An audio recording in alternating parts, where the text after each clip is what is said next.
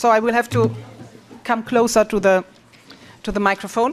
Hello, everyone. It's a great pleasure to see you all gathered in this room. My name is Nikola Kunte. For those who haven't met me yet, I say it because there are a lot of new faces in the EMT family. So I'm in charge of the unit coordinating the European Masters in Translation Network, and it's a great pleasure to see you here, as I said. Before we officially open the meeting with the speech of our Director-General, Christos Ellinides, I would quickly give you some housekeeping rules. First of all, we have interpretation today. All speakers today agreed to express themselves in English, but we have interpretation from English into French and German, for those of you who are more comfortable in listening to these languages. This also means that you have to be careful when you want to take the floor. If you want to speak, please use the microphones. There is a red button on your microphone. Please don't test it now, because then you will switch me off. So once you have been given the floor, you can push the red button, and then you can speak through the microphone. And also, since this is the first meeting of our network in this constellation, I would like you to kindly introduce yourselves, say your names and the universities that you represent, so that we all get to know each other better.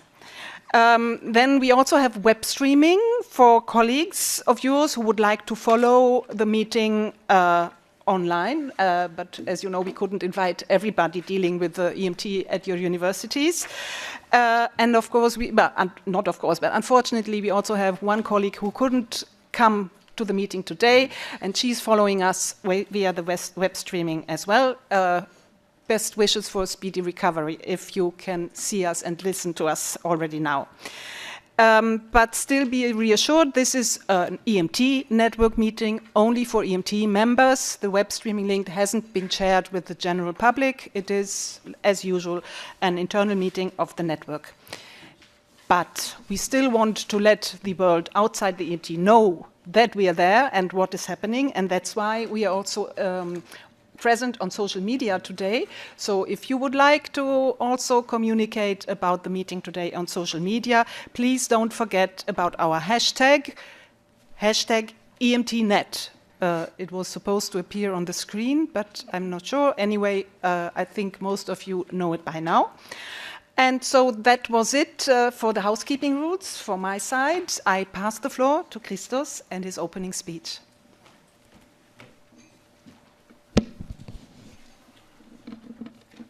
Thank you, Nikola.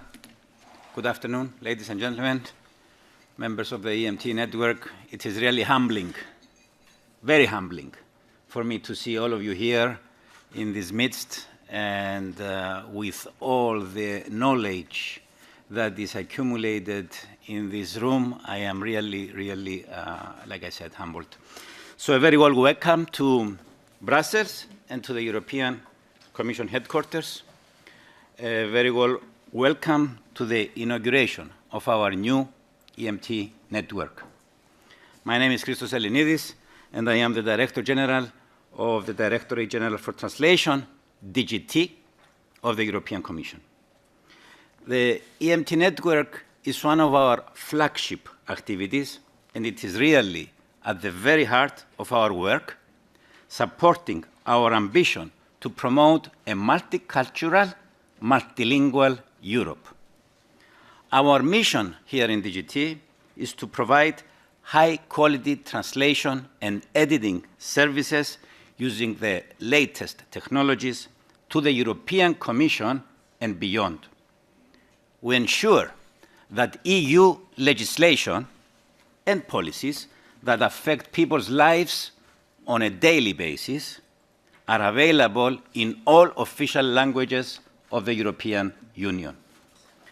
Right here in this building, next door and around the corner, EU governments and members of the European Parliament debate and decide on major pan-European issues, such as where should the focus of EU funding be? How determined are we to safeguard our environment and our climate? how can we best work together on strengthening defense for Europe, especially these days. All these issues and many more need scrutiny by governments and parliaments across Europe. And to do so, they need clear documents in all 24 languages of the Union. Providing people across the EU with clear legislation and information is vital in making sure that they are aware of their rights, but also of their obligations. That they know how the EU is working for them in the many policy areas we have to deal with. That is why our translation and editing is so important. We need to ensure top quality into the mix at every stage of our operations, from top quality staff to translation tools to technology and training. This is the recipe for success, which brings me to you, us, and our network. This network is one of the principal ways we can achieve quality in translation. Bringing academia, universities, research, industry, and translator training in direct contact, dialogue, and partnership with DGT is what will make it work. Organizing and taking part in meetings and conferences to present innovative projects and keep up with a continuous flow of ideas and good practices is absolutely necessary.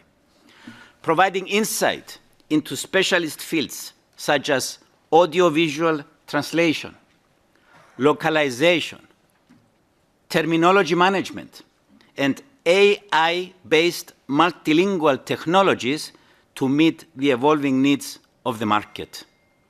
The EMT working groups developed practices, share knowledge and methodologies in all of these fields. Today, it is a pleasure to welcome you to our network, not only in my official capacity as Director-General for all of these services, but also as a member and chairman of the EMT Board. Our network of translation programs is growing. The first EMT network for the period 2019 until 2009-2014 had 34 members. The subsequent network for the period 2014 until 2019 had 64 members. The outgoing the outgoing network for the period 2019 to 2024 had 68 members, so continuous increase. But listen to this, ladies and gentlemen. Today, our new network for the period 2024 until 2029 is hosting 81 programs from 79 universities, the largest ever. From Turku in Finland to Gran Canaria in Spain, from Cork in Ireland to Cluj in Romania, our network truly spans the length and breadth of the European Union. I am especially pleased to welcome 14 new members that I hope I will also meet in person, but all of us will network throughout, hopefully, the day and the networking dinner later on. From countries like Austria, Belgium, France, Germany, Greece, Italy, Poland, Portugal, and Spain, 14 new members from these countries, making our EMT network bigger and more diverse. To all of you, I say welcome to our EMT family. At the same time, and as countries of the Western Balkans are preparing for EU membership, we are working with their universities and institutions to build technical capacity in translation. As we speak, our president, Madam van der Leyen, is visiting the Balkans trying to conclude the next step in preparation for EU enlargement. And today, yesterday, and she is going around that area. Translators, lawyer linguists, and language experts are needed to translate EU law into all languages once they join. We are also available to work in this EMT format to assist candidate countries, building on the experience of the Big Bang enlargement in 2004, where we had 2 new member states join the European Union. The diversity and representation of all EU languages and cultures, academic and training setups, initiatives, and efforts lies at the very core of the EMT network. As we launch this new term, I would like to recall our primary goals, why we created the network in the first place, and why it remains relevant today. First and foremost, the EMT was set up to improve the quality of translator training. Equally important, the aim is to assist young graduates enter the job market. And top in our minds is the goal of enabling students to build the skills and experience they need for a successful career, meet market needs, and thrive professionally. Before we carry out our first task as a network and elect our new EMT board, I would like to highlight also 3 areas that are especially important to our joint efforts. Number 1, working on new language technologies and services. 2, continue to forge and improve, fortify, if you like, links with the language industry. You will hear me saying it many times. Academia and industry must coexist and collaborate. Number 3, collaboration on teacher training as well. The catalyst of change right now in many professions and in study programs is the new leap forward with generative artificial intelligence. And it's not just a buzzword anymore. The EU recognizes that AI is already part of our lives. It's not science fiction anymore. We often use it without even realizing it. It already makes our lives easier in many ways and is transforming our society, but also our economies. Just a few weeks ago, after several rounds of political negotiations, the EU AI Act legislation entered into force. The AI Act, we are very proud to say, is the first ever legal framework on AI that addresses the risks of AI and positions Europe to play a global leading role. Such legislation in the format we have it does not exist, neither on the other side of the Atlantic nor to the east. So that is a very big step towards the right use of AI on behalf of the European Union. And AI is also having an impact on our work here at DGT, and I'm sure in your own universities and in your own environments as well. We are proud to be leading here in the Commission the work on large language models and other applications and solutions, which hopefully, over time, I believe, you will be introduced to and you will become a user, if you are not already. This applies not only to translation in the use of these services, but also to all of the Commission staff, helping them with all the reporting and drafting tasks that they have to do on a daily basis. Working, of course, alongside our partner DG, responsible for the promotion of technology throughout Europe, DG Connect, we make our AI-based multilingual services available to the whole of the European Union.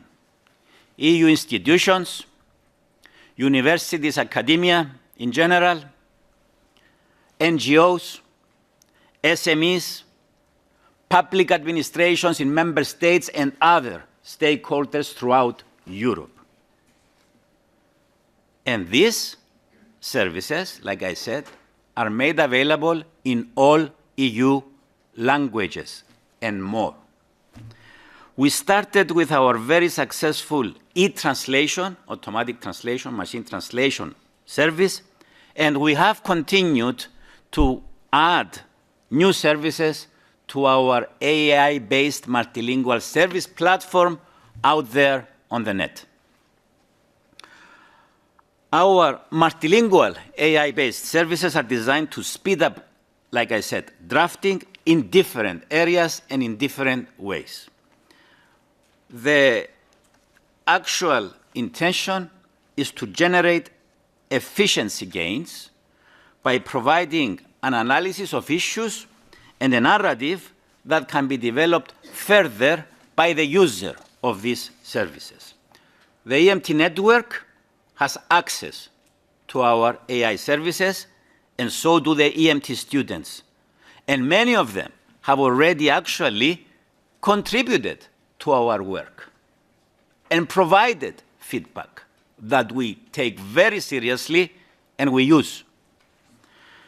You can use these AI-based multilingual services in your classroom, in designing courses, and in exchanging good practices. Together, we can explore both the benefits and the challenges of technology as technology continues to evolve. Like I always say, we need to ride the wave, in brackets, of technology. If we don't, the wave, in brackets, of technology will drown us. The second important priority is to work with our partners in the language industry, and as I said a few minutes ago, establish even closer links. Past rounds of the network have fostered good, solid, constructive links with our language industry expert group, acronym LIND, made actually up of language industry representatives, and together we created the basis for closer cooperation. You will have the chance to meet our language industry experts in person, and you will see firsthand that for us, academia is an integral part of the profession, playing a vital role in providing to the language industry staff with the right skill sets. Neither academia, nor we as a public administration, nor the language industry can exist, can afford to exist in isolation. We are all connected. We can all benefit from sharing knowledge and training opportunities among us. The language industry has been growing at a steady rate of 6 to 8% per year. It is expected to continue growing as businesses and governments increase their need for multilingual communication, either because of compliance or other reasons. The EMT network cooperates closely and directly with the language industry partners in the LIND group, with the aim of building strong links that give you practical benefits, such as internships for students and teacher training. Teacher training is, in fact, another important priority for us. I would like to briefly highlight the importance of working together on teacher training in addition to training students. Our network already has e-learning modules open to students and professors alike, such as the EU Academy course entitled EU Legal Acts and Their Translation. That's just one e-learning module. Professors are equipped with valuable learning resources so that together we can provide a comprehensive, state-of-the-art learning environment. Training is tested, piloted, and deployed within the network, feeding into common practices and creating multiplier effects. The EMT network provides all members with channels for cooperation and networking facilities, learning resources, opportunities, initiatives, training methodologies, and best practices. I really encourage you to make the most of the opportunity that you are now experiencing. And an important area where you may like to step up this cooperation is in looking at the possibilities to create joint programs and possibly double honor programs, which could unlock even greater benefits for your universities and your students. We will be talking about that more and more.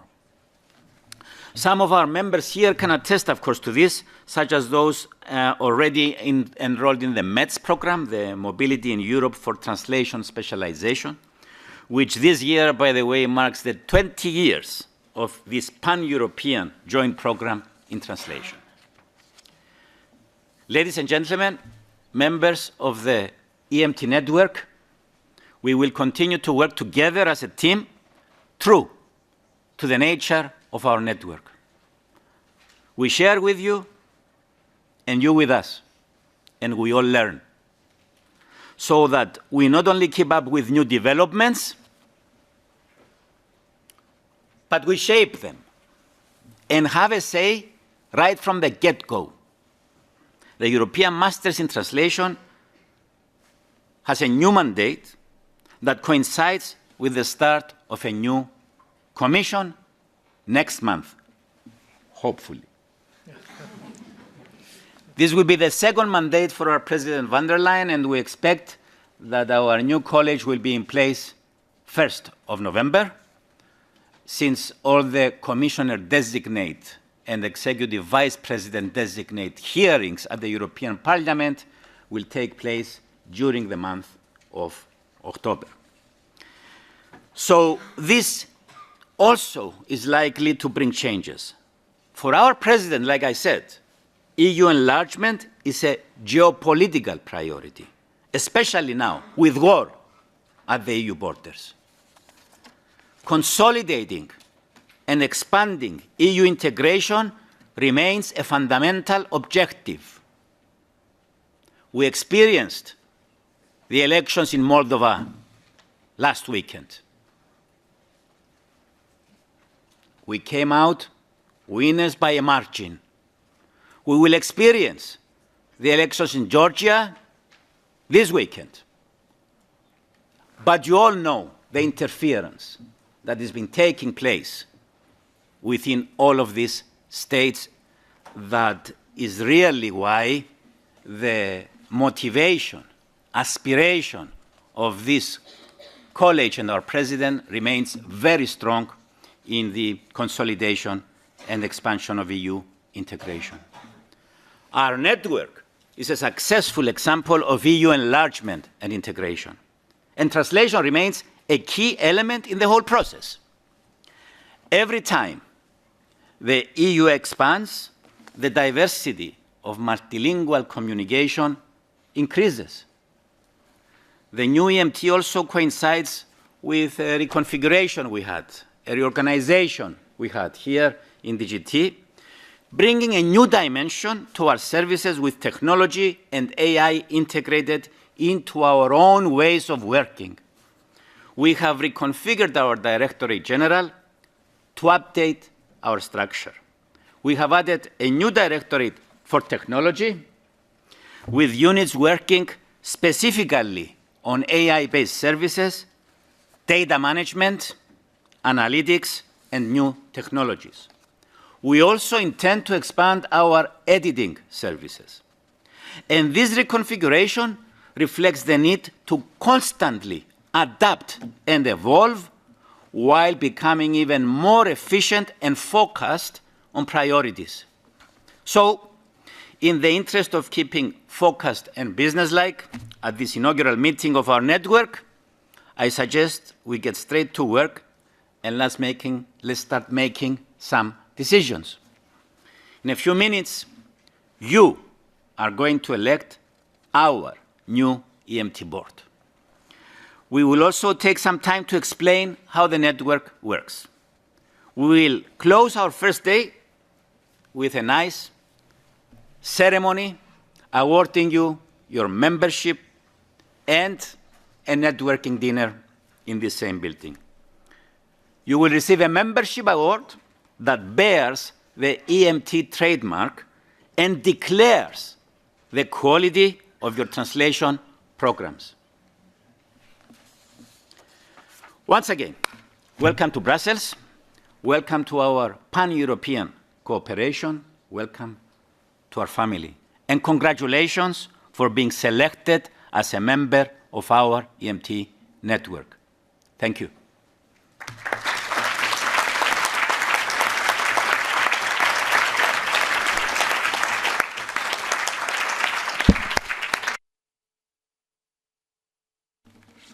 Thank you very much, Christos, for this welcome speech and for reminding us all of the history of EMT and the values that unite us here. Now, as being the board of the EMT also comes with with some more work, so I invite you to now change the hats and from the director giving the welcome speech to the chairperson of this meeting, and I invite you to moderate. You can take this, you can stay on the same chair, but I invite you to moderate and guide us through this meeting. Thank you. Again, thank you, Nikola. So this session on the program reads EMT New Board, and it is actually 15 years that the EMT network has been working together. This is the fourth mandate, as I said before, and the fourth board that we will have of the EMT. The EMT network will now proceed with voting for the new steering team, the EMT board, which will represent the interests of the whole network. Before we proceed with the elections, around 3:30, I know I'm a bit late, I spoke a bit too much maybe, but let me introduce the 16 candidates for the new EMT board. And thank you all ahead for presenting your candidacy. The electoral campaign for the EMT board has been launched on our EMT Teams group, and there you probably had already the chance to find out more about the profile of each candidate. Now, we will have the opportunity to put a face to each candidate's profile, and the candidates will be presented in alphabetical order. I would like to remind and ask for the patience from the candidates to please stick to a couple of minutes, 2 minutes please, to share a few words about your motivation. It's already there, but I think everybody would like to hear it from your lips as well. But please stick to the 2 minutes. And when you take the floor, please switch on your microphone by pressing the red button, and we will see you on the screen as well. One last thing I must say and ask for again, leniency is on the pronunciation of the names. So please excuse me if I don't get the name completely correct, but you can correct me, no problem, when you take the floor. So here we go. I would like to start by inviting Associate Professor Adriano Ferraresi from the University of Bologna. Adriano, you have the floor. That was perfect, thanks. Okay, I'll start by saying that I would have been nervous doing this anyway, but then being the first up adds a level of challenge to the challenge. But here we go.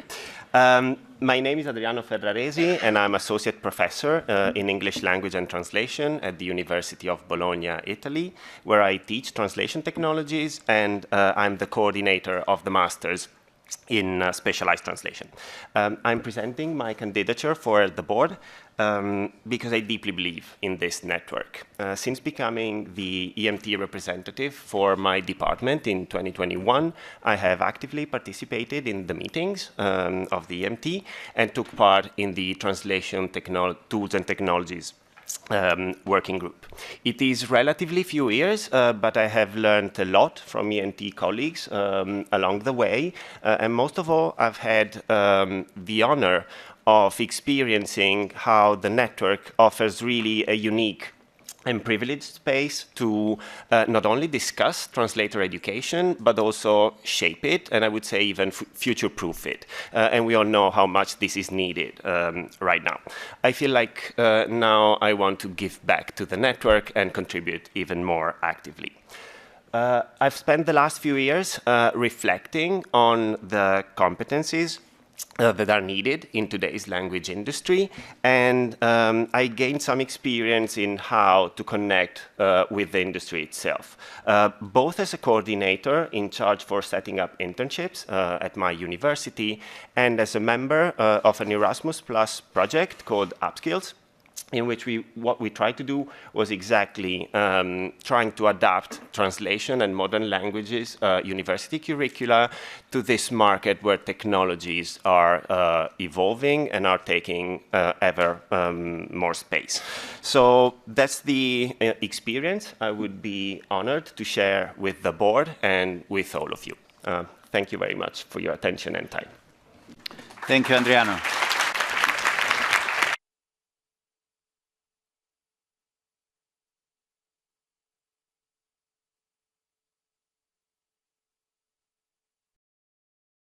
Well, thank you very much. Hello, everyone. So, yes, I am Nikola Kunte, a former professional translator and head of Master ELTS at Université-Paris. And I would like to say three simple. First, as an EMT regular since 2009, I'm convinced that our network is a game changer for the whole translation profession. And I cannot say how much I value what it brought as program director, but also all of other devoting it some energy. Second, this past 5 years as a board member, I acted as head of the K2 work group focused on competence awareness. But however crucial this aspect remains, in my humble opinion, I think this work group is an overhaul and a direction. If elected, I would love to remain a part of it. First, another topic gaining importance, as Mr. Ellinides just said, furthering the relation in our fast-changing universe. Not only translation programs, but also professional education, plus and user support. The French programs, through their own association named HoU, have started doing this. The formula translating Europe work held next month from digital, right? And I think we need more of those contacts, not only because few misunderstandings remain, but also because we want to have an influence on the course. We definitely must coordinate our actions. Therefore, I would love to give us more time. Thank you, Nicolas.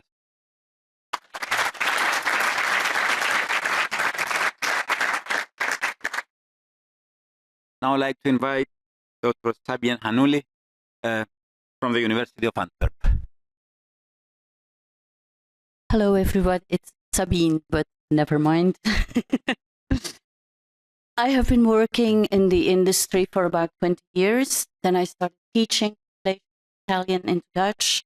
I did a PhD in technology extraction, and I've been the EMT University of Antwerp for 2 terms, third term, and I'm also coordinator of internships. But I added some expertise with our Center for Accessible Media Culture in Antwerp. I added expertise in media accessibility, which is, to me, one of the future tracks of the profession as the European Act of Accessibility Act deadline approaching in 2025. A recent market analysis between LSPs revealed that they already offer some access services. So the landscape of translation and language services is changing, and they will need professional profiles and competences beyond traditional curricula, like a digital communication expert knowing about accessibility or an accessibility manager. So I would like to help programs to integrate the accessibility and to prepare the students and to turn that traditional view on translation into the present. And this is the bridge to my second point of attention, which is the perception. We need perception of the profession. We need to shift that negative perception out there that translation is not needed anymore because of AI, to turn that into a future-proof profession, which it is. Translation should be seen in the broad way, like an important competence of communication between people, not only of different culture, but also of different needs, and where the human makes the difference. So these 2 points, media accessibility and the perception of the profession, will be my main focus for the next election. Thank you.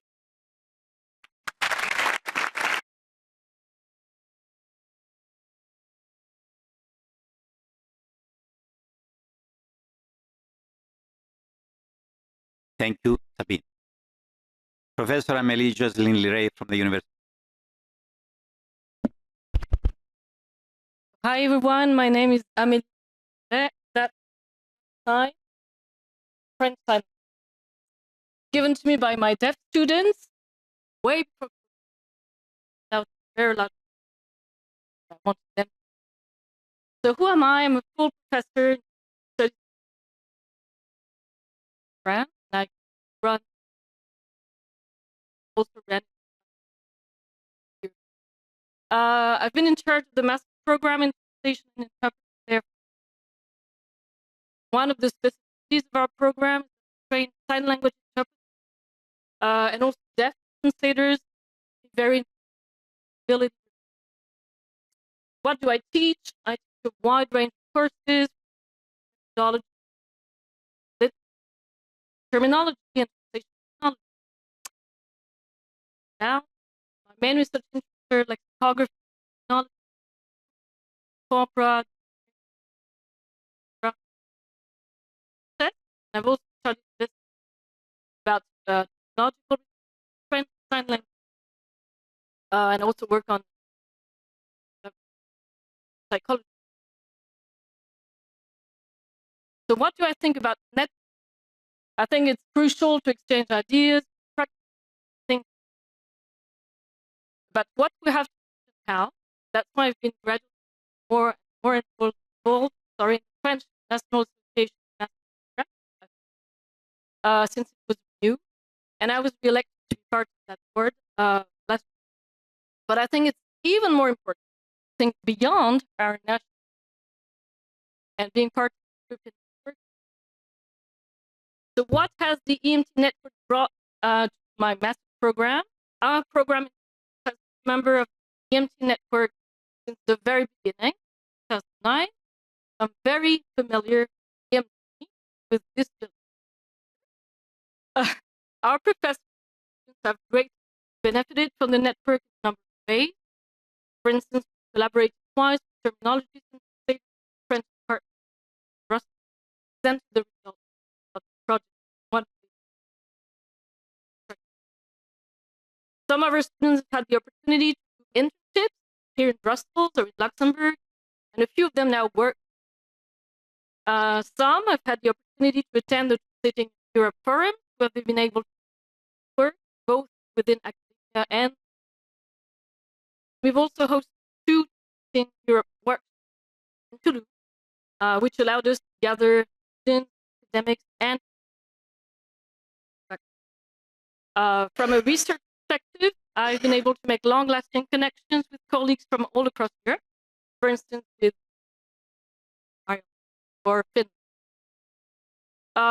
So the EMT has brought me much, and I think it's time for me to reciprocate by being a member of. So what could I bring to the network? My knowledge, the workings of the network, and also of work. My expertise in translator training and the various subskills I specialize in. My adaptability, my skills. And what do I believe in? Knowledge sharing, forever learning, thinking outside the box, and most of all, collaborate.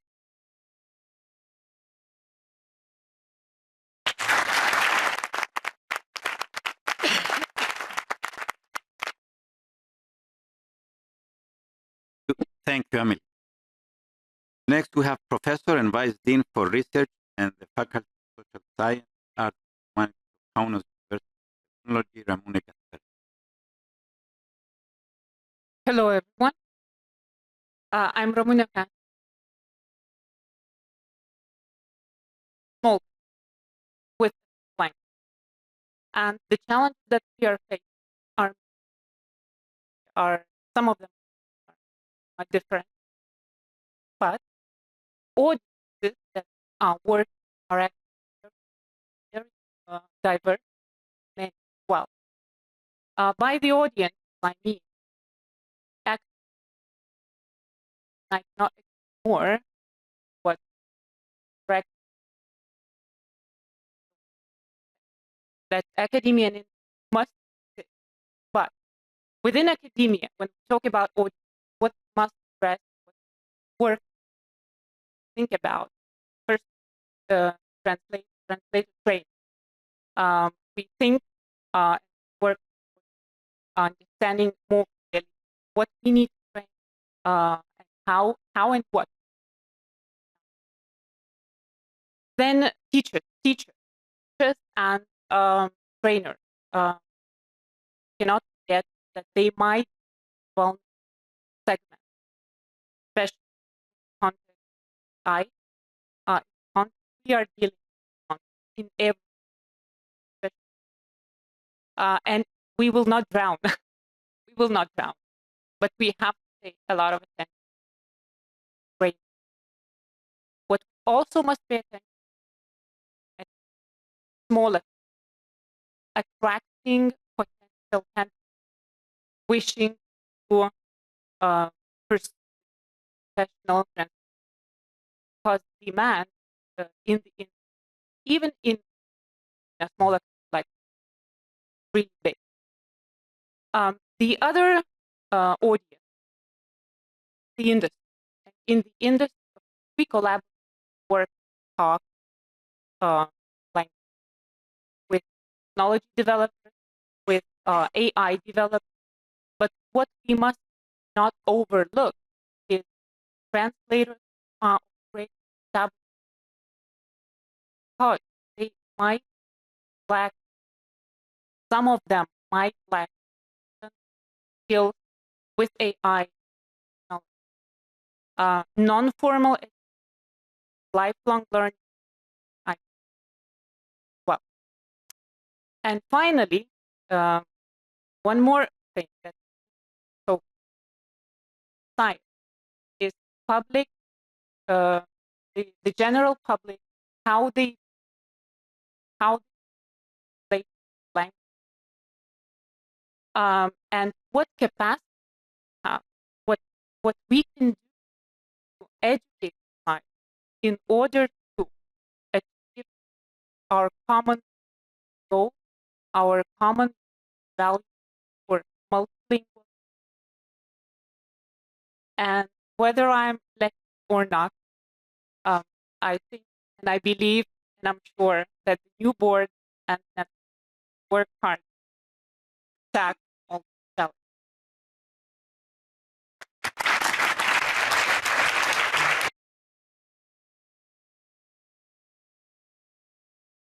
Thank you.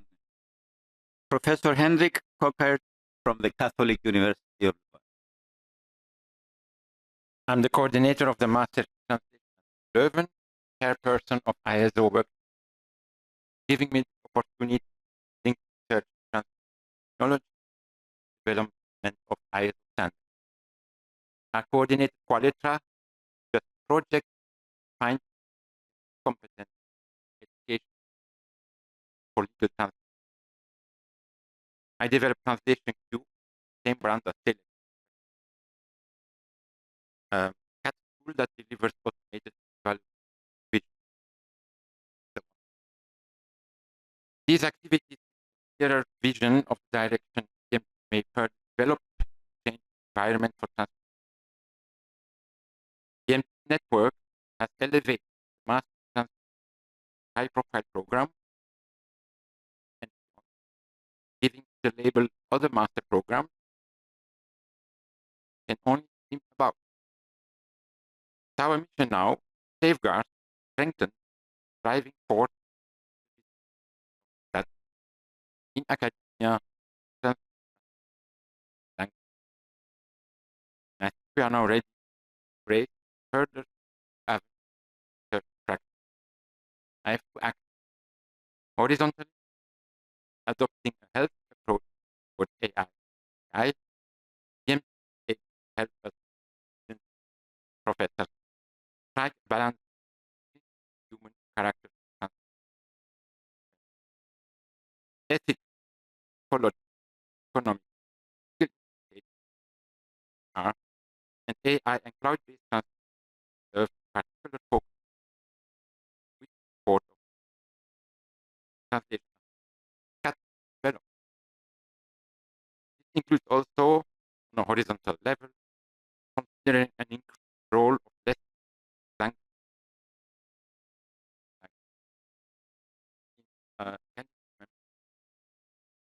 the vertical act focus on expert knowledge domain, fundamental not by eye. And so arrive at anchoring fundamental more than possible parallel language. This focus anchor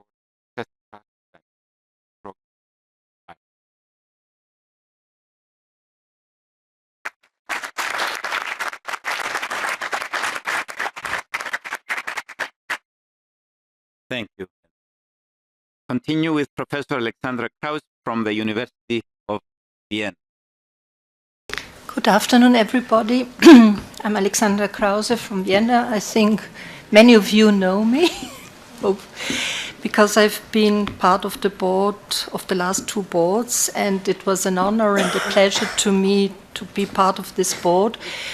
I was Vice Dean of the faculty. I was study director for many years, so I've got a long experience in program designing and quality assessment, and I think I could share all this experience and a very long teaching experience with all the EMT.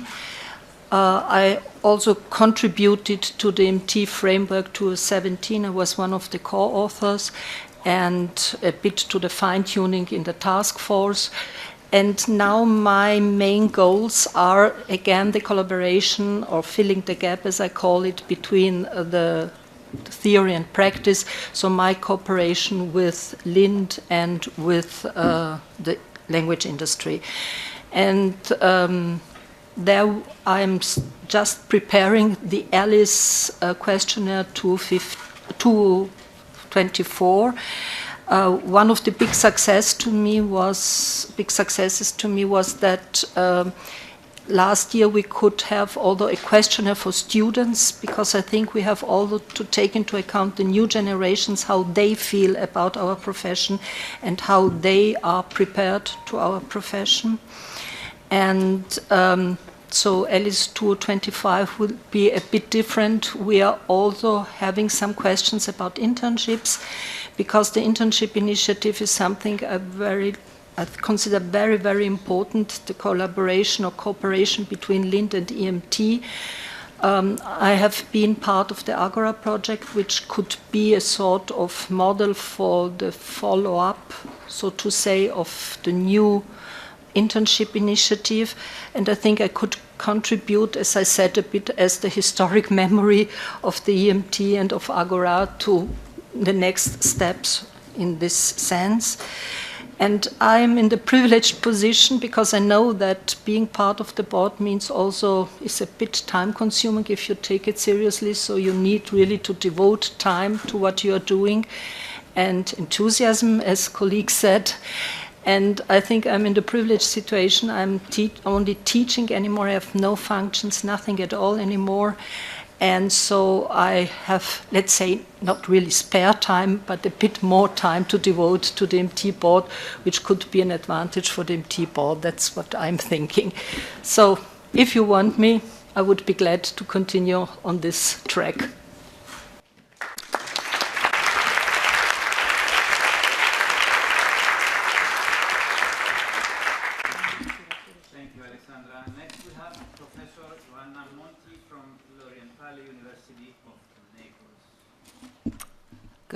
Good afternoon. Yes, Ioanna Monti from L'Orientale University of Naples, and it's the first time I'm here. I'm very honored, and I'm very happy to share experiences, values, and best practices in this network. So, I teach translation theory, also specialized translation and technology.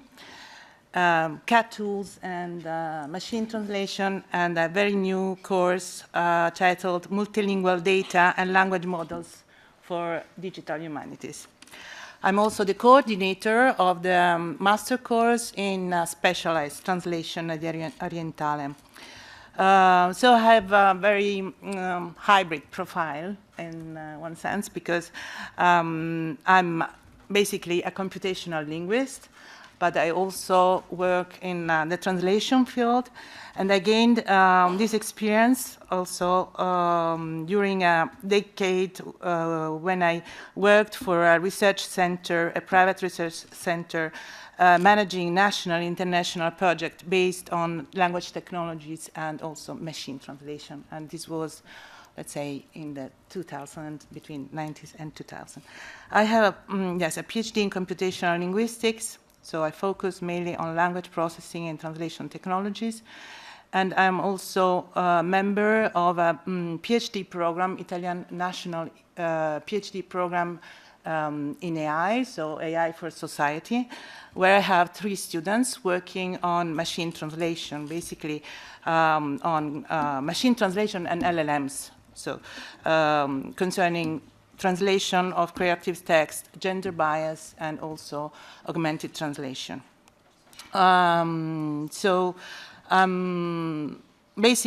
Based on my academic and research background, I'm happy to express my interest in becoming part of the EMT board, and on the basis of my expertise in translation studies and computational linguistics. So because this, let's say, hybrid profile positions me to contribute to this program and help shape the future of translation teaching, and also amid rapid technological advancements. So I'm particularly committed to supporting the EMT network mission to promote high standards in translation training across Europe.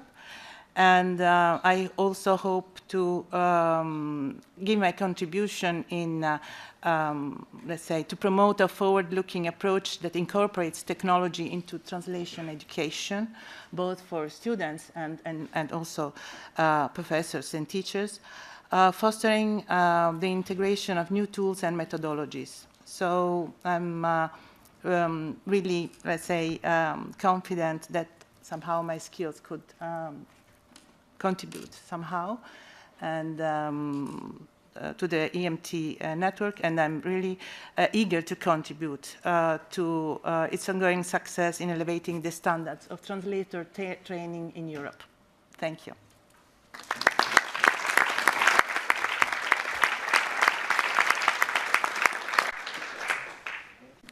Thank you, Ioanna. Associate Professor Jos Murkens from the Dublin City University.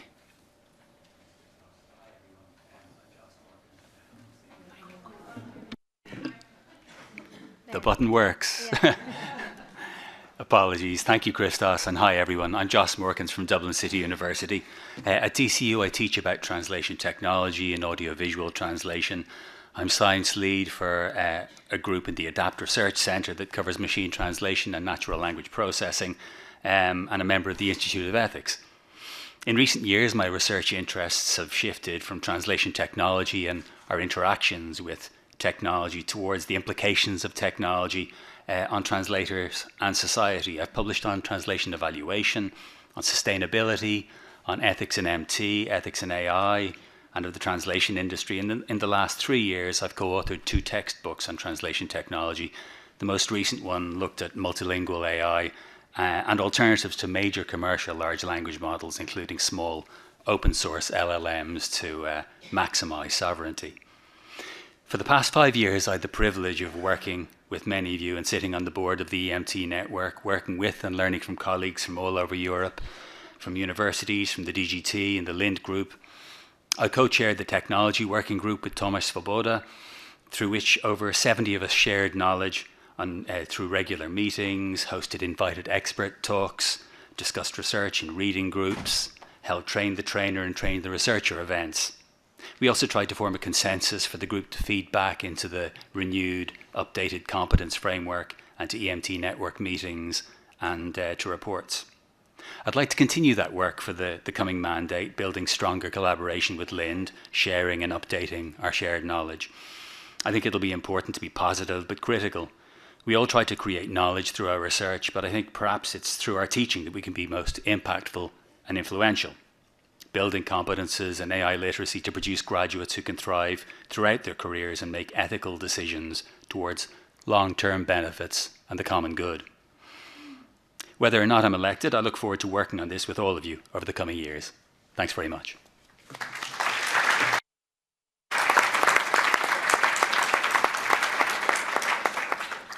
Thank you, Jos. Next, we have Associate Professor Emilia Perez from Constantine the Philosopher University in Nitra, Slovakia.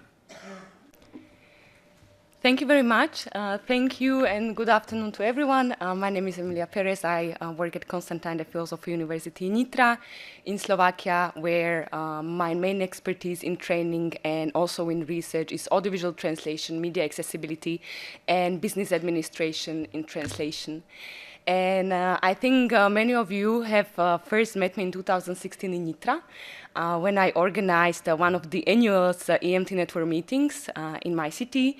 And you might remember that back then I was super optimistic and super enthusiastic about what all we can do as translation trainers, as well as what all we can do if we cooperate together. And obviously a lot has changed since 2016, but not this. My enthusiasm is still there, as you know. And I was very happy to find out, as the member of the previous EMT board, that back in 2016 I was not a fool and that I wasn't very naive, because in all of our working groups we could see how much we could learn from each other. So I had the privilege to establish the first dedicated working group on audiovisual translation and media accessibility under EMT. And I think with all of our colleagues, we benefited a lot from sharing knowledge, how to get access to some of the tools or how to look for solutions when things don't work, which happens a lot in our work. We all know that. And one of our flagships, the EMT Train the Trainer Summer School, in 4 years provided more than 28 workshops and lectures for AVT and media accessibility trainers by trainers, service providers, and technology developers. And we managed to address hundreds of trainers across the globe. And that experience to me showed that the trainers of translation are all very optimistic, and they are very well aware of the responsibility they have to their trainees, but also to the profession, but also who are very well aware of the social impact our work has. And that is something we especially now cannot forget to mention. So my motivation to run for the next EMT board lies exactly in this belief I still have. And I can offer this enthusiasm, my energy, but especially the skills I have in bringing people together, networking, in connecting academia and industry, so that we provide the best service we can to our students, but also beyond our universities. Thank you very much.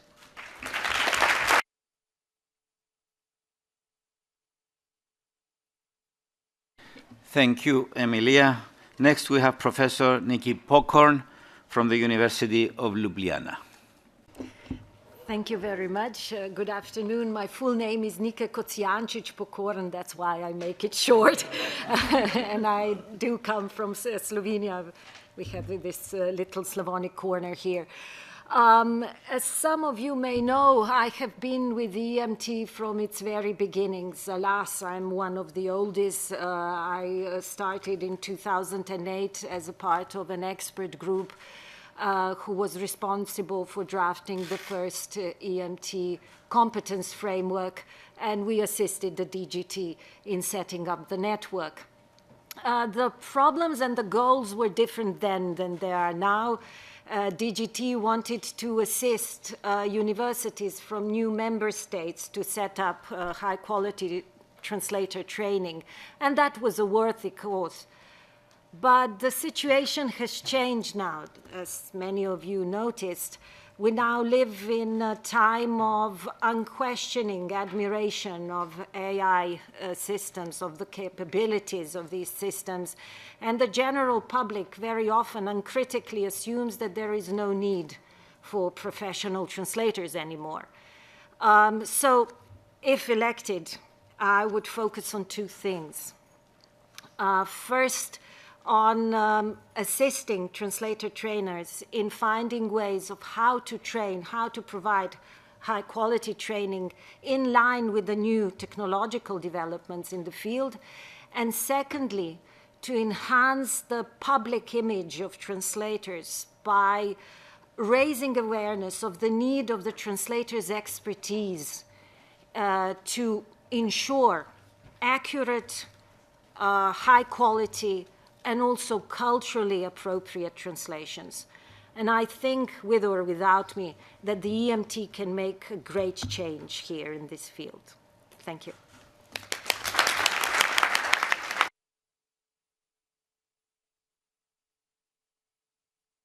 Thank you, Nika. From the University of Turku, we have Dr. Leena Salmi. Hello, Leena Salmi from Turku, Finland. I work at the University of Turku as a lecturer. I've been there for more than 20 years now. So I'm in close contact with our students. I teach practical translation from French into Finnish, translation technology, translation company simulation, and legal translation or the translation of official documents. And my research links with those subjects, such as the use of technology and also the competencies that we teach to our students and translator training in general. I have been our representative in EMT for 10 years now. And as Amélie said, I have also made a lot of contacts, and I'm a strong believer in cooperation as well. I work best in a team. And I think that this is a network where we are sharing best practices and we cooperate in many ways, both in training the trainers and training our students, and also in research. I was a member of the previous board, and I would be happy to serve a second term. Previously, I was involved in the Tools and Technologies working group, as well as in the CATO working group. And in the CATO working group, we now have an extensive database of student answers to our competence survey. And I would be happy to think of what we can do with that data and how we can continue working on the competencies and to make them sort of respond to the technology needs that we have, that many of the colleagues have spoken now about the AI and all that, what the future of the profession will be.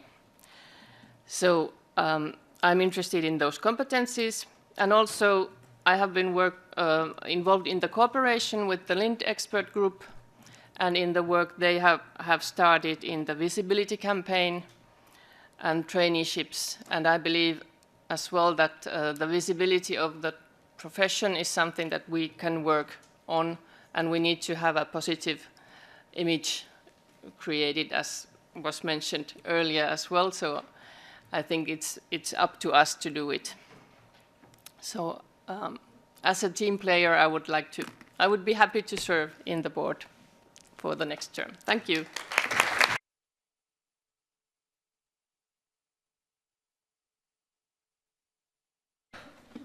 Thank you, Lina.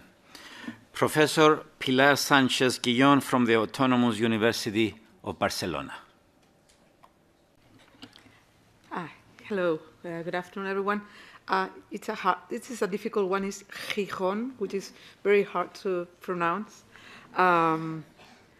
Well, thank you very much for this opportunity. I'm a full professor at the Autonomous University of Barcelona, and I'm glad to be a member of the EMT. This is my second term.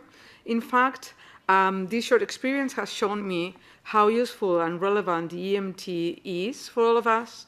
Let me start by sharing with you some details about my background. I'm a certified translator from German into Spanish.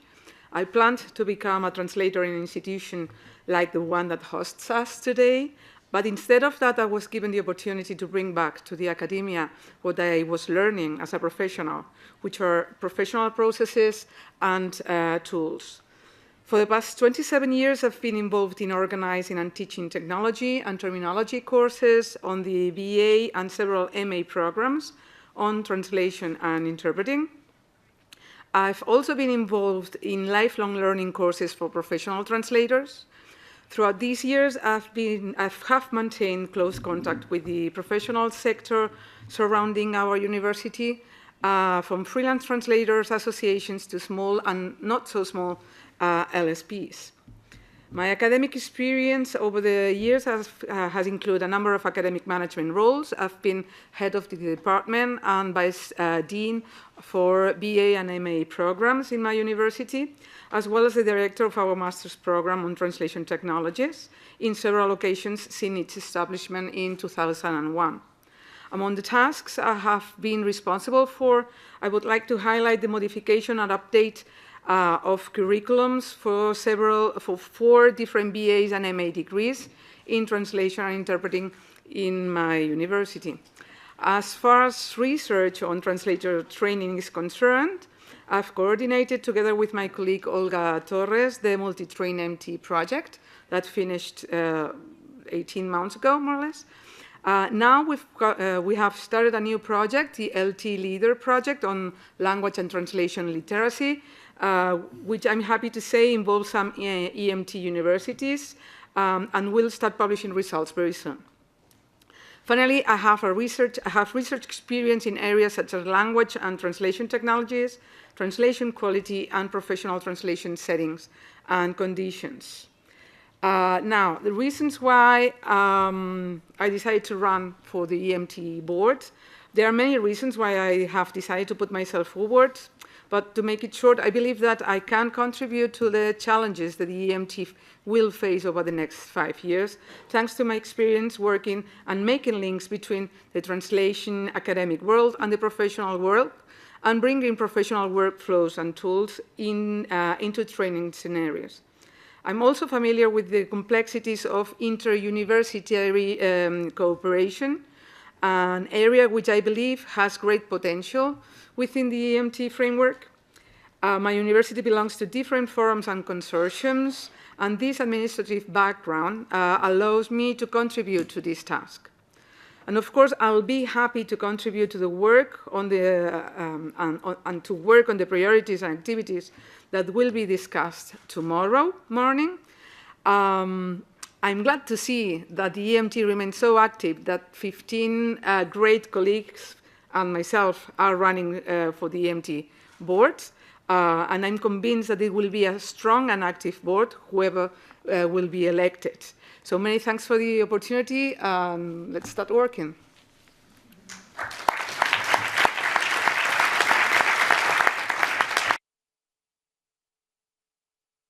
Thank you very much, Pilar. Next, I would like to invite Associate Professor Wilhelmini Sosoni from the Ionian University of Corfu. Thank you very much. Good afternoon, everyone. My name is Wilhelmini Sosoni. I'm an associate professor at the Department of Foreign Languages, Translation and Interpreting at the Ionian University in Corfu, where I also serve as associate head. I'm in charge of the placement scheme for both the undergraduate and the postgraduate programs in translation, and I work very closely with the industry and the professional associations to offer students internship and mentorship opportunities, as well as continuing professional development courses. I'm really very happy to represent my department and the MA in the Science of Translation, which is a new member in the EMT network, but one with a very long history in translation and EU, let's say, orientation, because the department was established in 1986 in order to train translators and interpreters to work in the European community, the then European community, while the masters we offer includes a module in the translation of EU texts for over 20 years. I also have a very clear EU focus as my PhD is centered on the translation of EU texts. I have worked as a translator and translation project manager managing European Commission and European Parliament projects, and I've been teaching translation of EU texts since 1998. But I've also I've been teaching translation technology modules and modules on audiovisual translation and accessibility. I have been involved in a number of European projects in translation technology and in a number of projects on the building of technical capacity of under-accession countries such as Kosovo and the Ukraine. I've been involved in projects on the study of EU terminology and phraseology, on the training of legal professionals and translation professionals in EU translation. And I stand here today very proud to have worked with many of you from different parts of Europe on those projects, but also on books and chapters. And I really wish to continue this collaboration from my role in this network. As the translation profession undergoes seismic shifts, mainly due to the rapid advancements in technology, and the training of translators and interpreters becomes more and more challenging, I'm really looking forward to working with you all in the EMT network to ensure that students are really equipped with the necessary skills and competences to succeed in their career, but also to showcase the importance of translators and interpreters to society. For me, outreach, client education, and EMT literacy are more important than ever, and I believe we need to work together fast, but with consistency and systematicity in order to avoid misconceptions, misunderstandings, and educate the world about the importance of our profession. So thank you very much.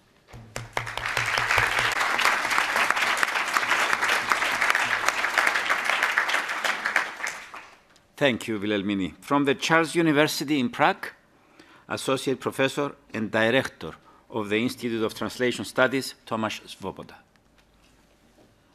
Thank you. Good afternoon, everyone. It's lovely to see so many faces here, and it's thrilling to see the network growing over the years. Adriano, you mentioned it's challenging to start the round. It's equally challenging to come towards the end, because you have to suffer all the way before the term, before your term. I am the director of the Institute of Translation Studies in Prague. I am in charge of translation technology teaching in Prague. I've been around here since 2007 even.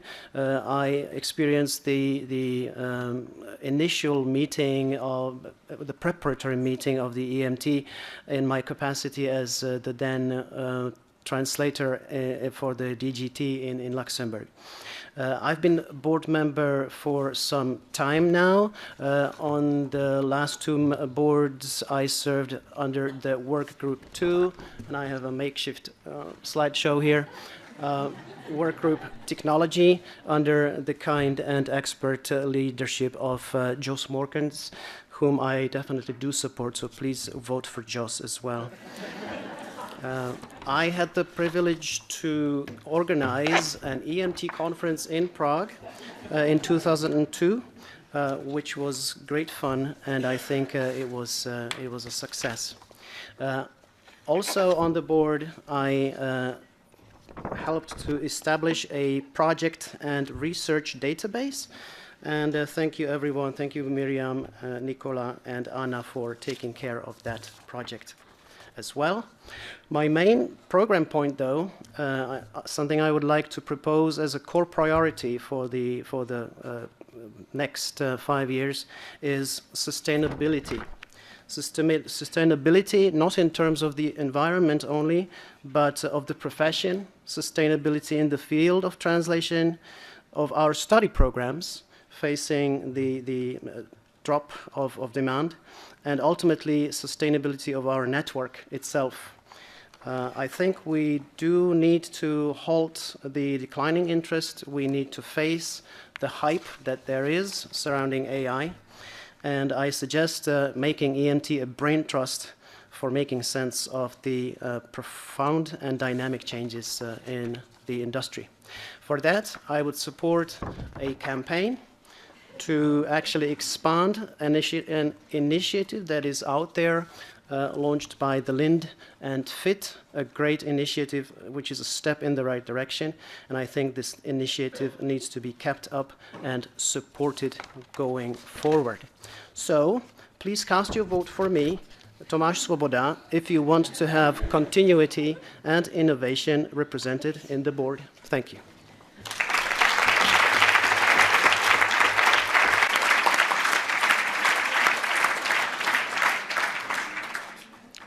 Thank you, Thomas. Innovative presentation. I would like to now call Assistant Professor Susana Valtes from Leiden University. Thank you. Good afternoon, everyone. My name is Susana Valdez from Leiden University. I must say, Thomas, that coming after you, it is extremely difficult because I don't have any prompts. So I'm specialized in health communication. I research how migrants access, read, and understand health texts.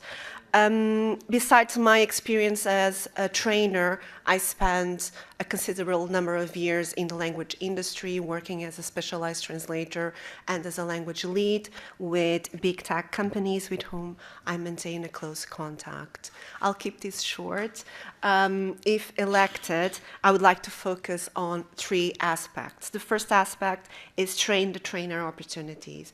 As we have heard today and we experience ourselves, these opportunities are very valuable. I'm sure you all recognize when I say it is challenging to not only find the time, but sometimes find these opportunities in our own universities, the space to further specialize in our own fields. So I would like to continue to promote the work of past boards that have promoted train-the-trainer opportunities and sharing of good practices that are aligned with our specializations. My second point is that I would like to shed a light on the training of specializations, of course, of medical translation inclusively, because that's my field, but not only. So I like to promote mapping exercises of the work that you all have been doing, the good work that you have been doing, to shed a spotlight on your work and to find opportunities for collaboration. And thirdly, I would like to focus on strengthening the service provision competence training. This is an aspect that I believe the LIND expert group has also focused on during the assessment. So working with you and the LIND expert group, I would like to create opportunities to strengthen further this competence. Thank you.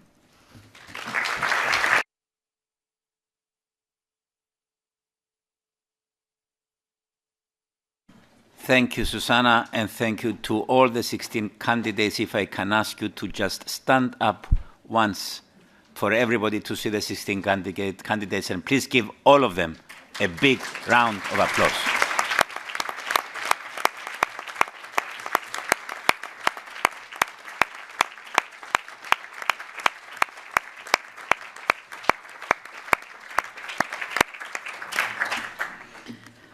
And now, democracy in practice. We can proceed with the election process. My team has already sent out instructions for the process, but I still would like to pass the floor to Nikola to remind us and guide us through what is following. Yes, I'm happy to do that. So I will just summarize quickly the instructions that were sent to you, so to make sure that everything goes smoothly. I would like to remind you that only one person per EMT program can vote. It is the same person that will also come to receive the EMT certificate from our Director-General later on. We have marked your badges with a blue dot to be 100% sure that everyone knows their role and that my colleagues also know to whom to distribute the paper with the QR code that will lead you to the electronic ballot sheet. Please, while they are distributing, I will continue to explain, but please do not go to the ballot sheet until I have finished with my explanations. There is one colleague following us from a distance, and as I said, she couldn't come here, but she can still work thanks to the vote, thanks to the electronic procedure, and you should have received the link to the electronic ballot by email by now. So I'm very pleased that all the EMT programs can actually take part in the voting today. EMT board members who are not presenting themselves as candidates again will act as the electoral board. That means they will help us later on to count the votes and to oversee the procedure. So please, those of you from the EMT board acting as electoral board, stay in the room with us after the elections. We will use the block voting system in which each voter is asked to select as many candidates as there are open seats. This system will ensure a representative outcome as each voter has an equal voice and their votes, are distributed evenly among the candidates. In our case, you will be asked to select 10 out of the 16 candidates to fill the 10 positions on the EMT board. Of course, the vote is anonymous, and so are the results. We will not be able to trace back who has voted, and even less who has voted for whom. But we will see the number of votes cast. And if that number does not correspond to the number of eligible voters, meaning 80, we will have to repeat the exercise. Therefore, please be disciplined, stick to the principle, one voter per program. And this is all that I wanted to explain. The time has come. I think everybody has received the sheet with the QR code. Scan it with your smartphones or type the link, which is also on the piece of paper, into your laptops, and the vote is open. But I see Jürgen wants to Yeah, just to be very clear and specific, you need to vote for all 10, okay? Don't just sort of cross in 5 that you remember or that you like more than the others. You need to put in 10 crosses, okay? So just be very, very clear about that. Thank you. Actually, you cannot submit your ballot sheet without having ticked the 10. It's designed like this. So you have to go through the full list.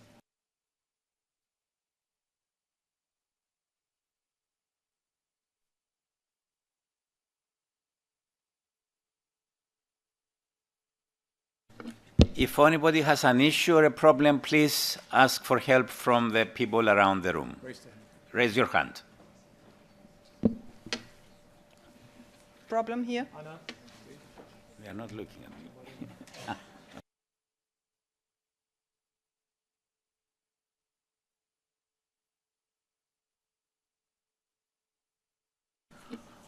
once you have completed your vote, please position your sign like this.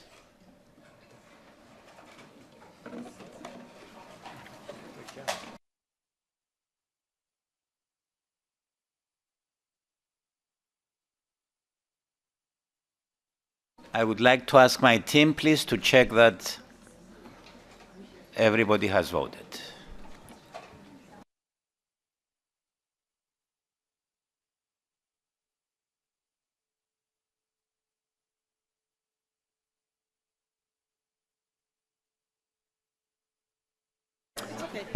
Ladies and gentlemen, thank you very much. You can put your signs in order. The vote has now been closed successfully. Congratulations to everybody. There is not a need to repeat this.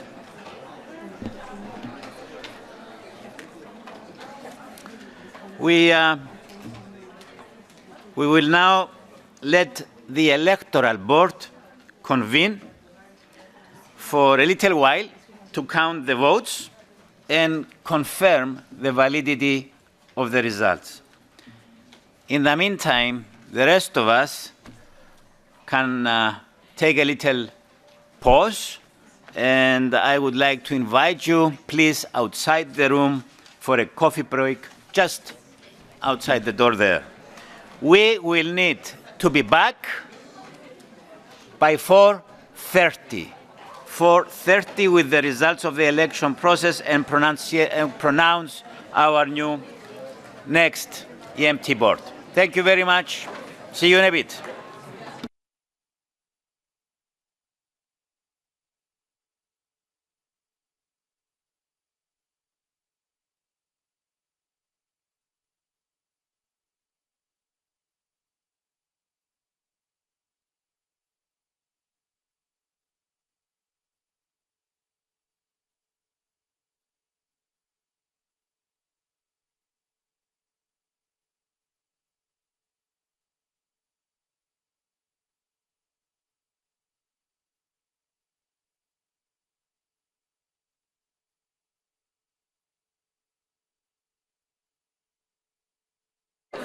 Hello, everyone.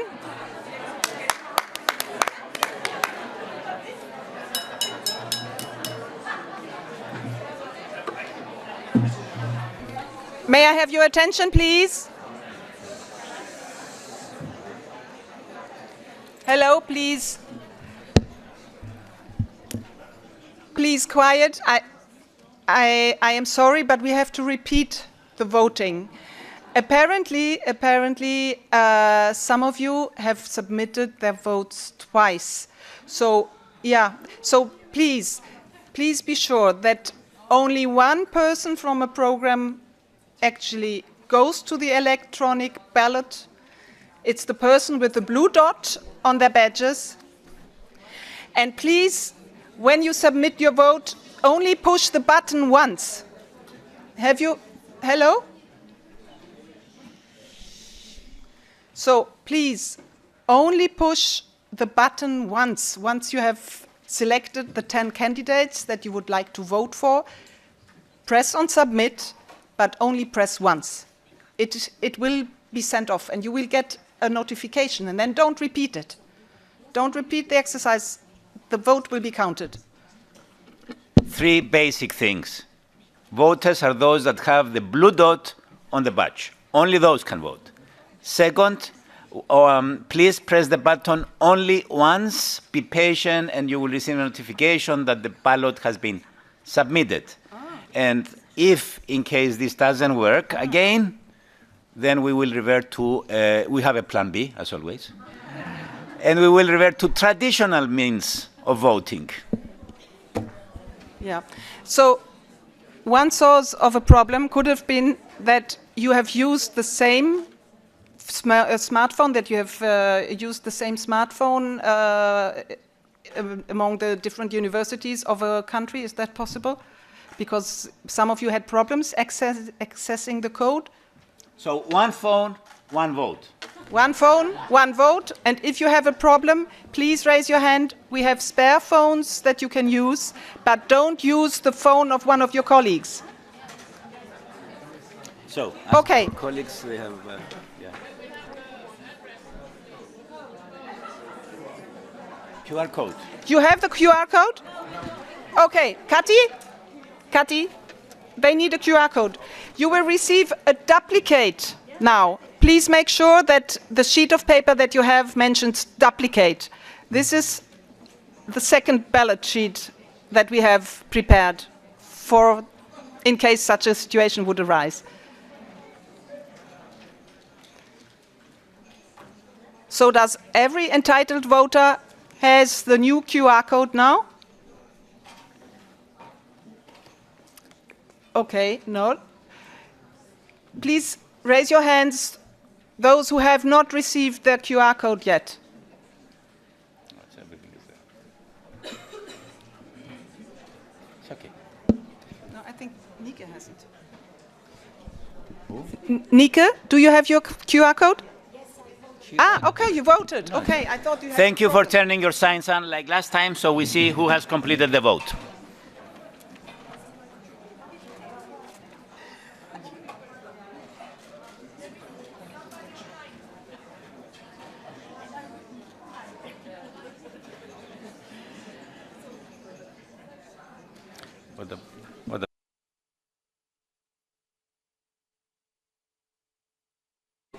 Just to let you know that this time it went fine. So I'm still waiting for the coordinator of the Electoral Board to come in with the names. So a couple of minutes we will know the composition of the new EMT Board. And you can all put your signs down now.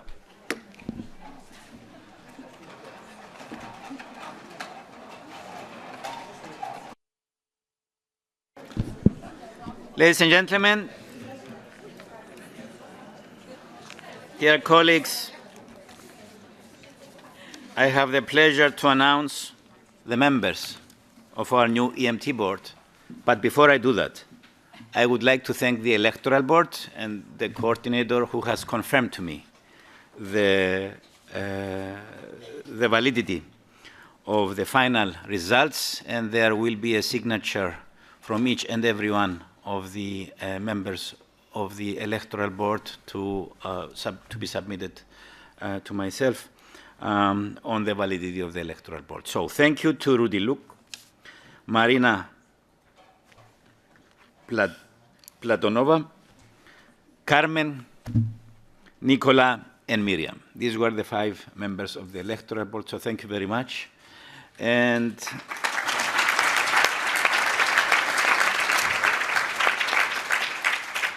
the names of the members of the new board will be announced in alphabetical order, not considering who got more or less votes, just to be sure.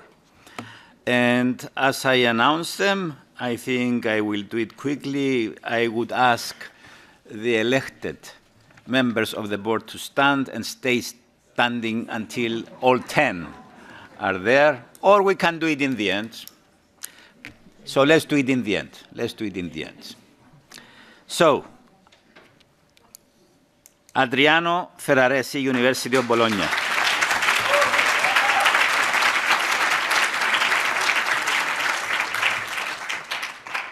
Sabine Hanule, University of Antwerp.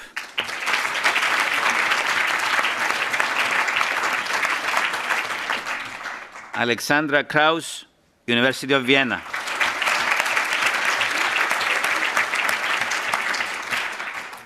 Jos Murkens, Dublin City University.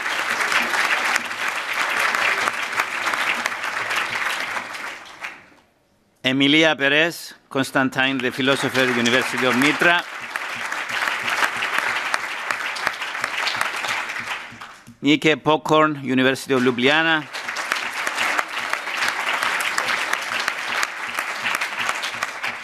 Lina Salmi, University of Turku.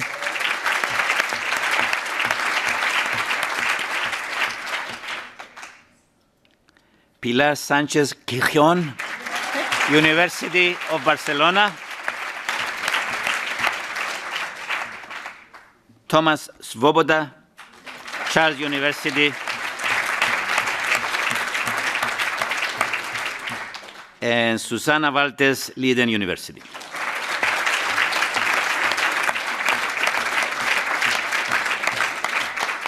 Congratulations to the newly elected members of the EMT Board. Please, you may stand to be recognized.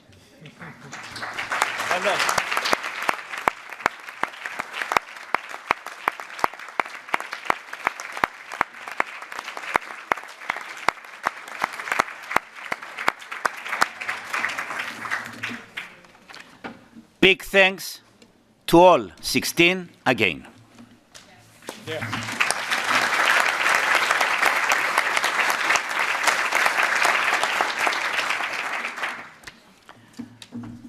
You should not forget that you can always address now directly the members of the board for anything you would like to take up. I am really looking forward to throw them in the deep from the start, and I'm very confident they are willing to start swimming. I look forward to a great collaboration in the next few years, and again, I would like to thank also the members of the outgoing board. I thank them many times. Once again, thank you. We will continue to exploit the results of their work and their legacy for those that are not re-elected in the new board. Tomorrow, the new board will be asked to lead the discussion on the network's priorities in line with the EMT objectives and the vision of the network. We are also planning to hold a team-building meeting with the new board beginning of 2025. So as soon as we are ready, we will announce to you the date so that we can organize this team-building event. So now, again, back in plenary, just before the award ceremony, I would like to continue with the program, but I would ask those that are now going to proceed with discussions and presentations to cut their time at least by 1/3. So please shorten the time of presentations. I'd rather have more time for questions if need be, rather than presenting things. So I pass back the floor to Nikola, our head of the Knowledge Management Unit, and then Anna, our EMT coordinator, to hear how the EMT network works. Thank you very much, Christos. It will be easy to shorten my speech because you have already mentioned most of it. I thought that it would be interesting for us to explain how the net works, because we have many new faces, not only new member programs, but also new contact persons in the former member programs who are in the EMT network again. So we thought that it would be good to remind a bit of some principles in the EMT. I think I can skip these slides because Christos has already spoken about when we start to launch, and we can share them afterwards. And I think, yeah, all of this has been mentioned. Also, the launch when we started back in 2009. Now, once more, we have 81 programs from 79 universities, 40 newcomers, and 1 university from outside the EU, from Lebanon. And I'm very pleased that you are here with us today, the representative Stila. Oops. By the way, the poster is here. We had actually ordered posters for each of you, but the shipping has disappeared. We don't know. We will send them to you by post so that you can decorate your offices and your corridors and make promotion of the EMT in your universities.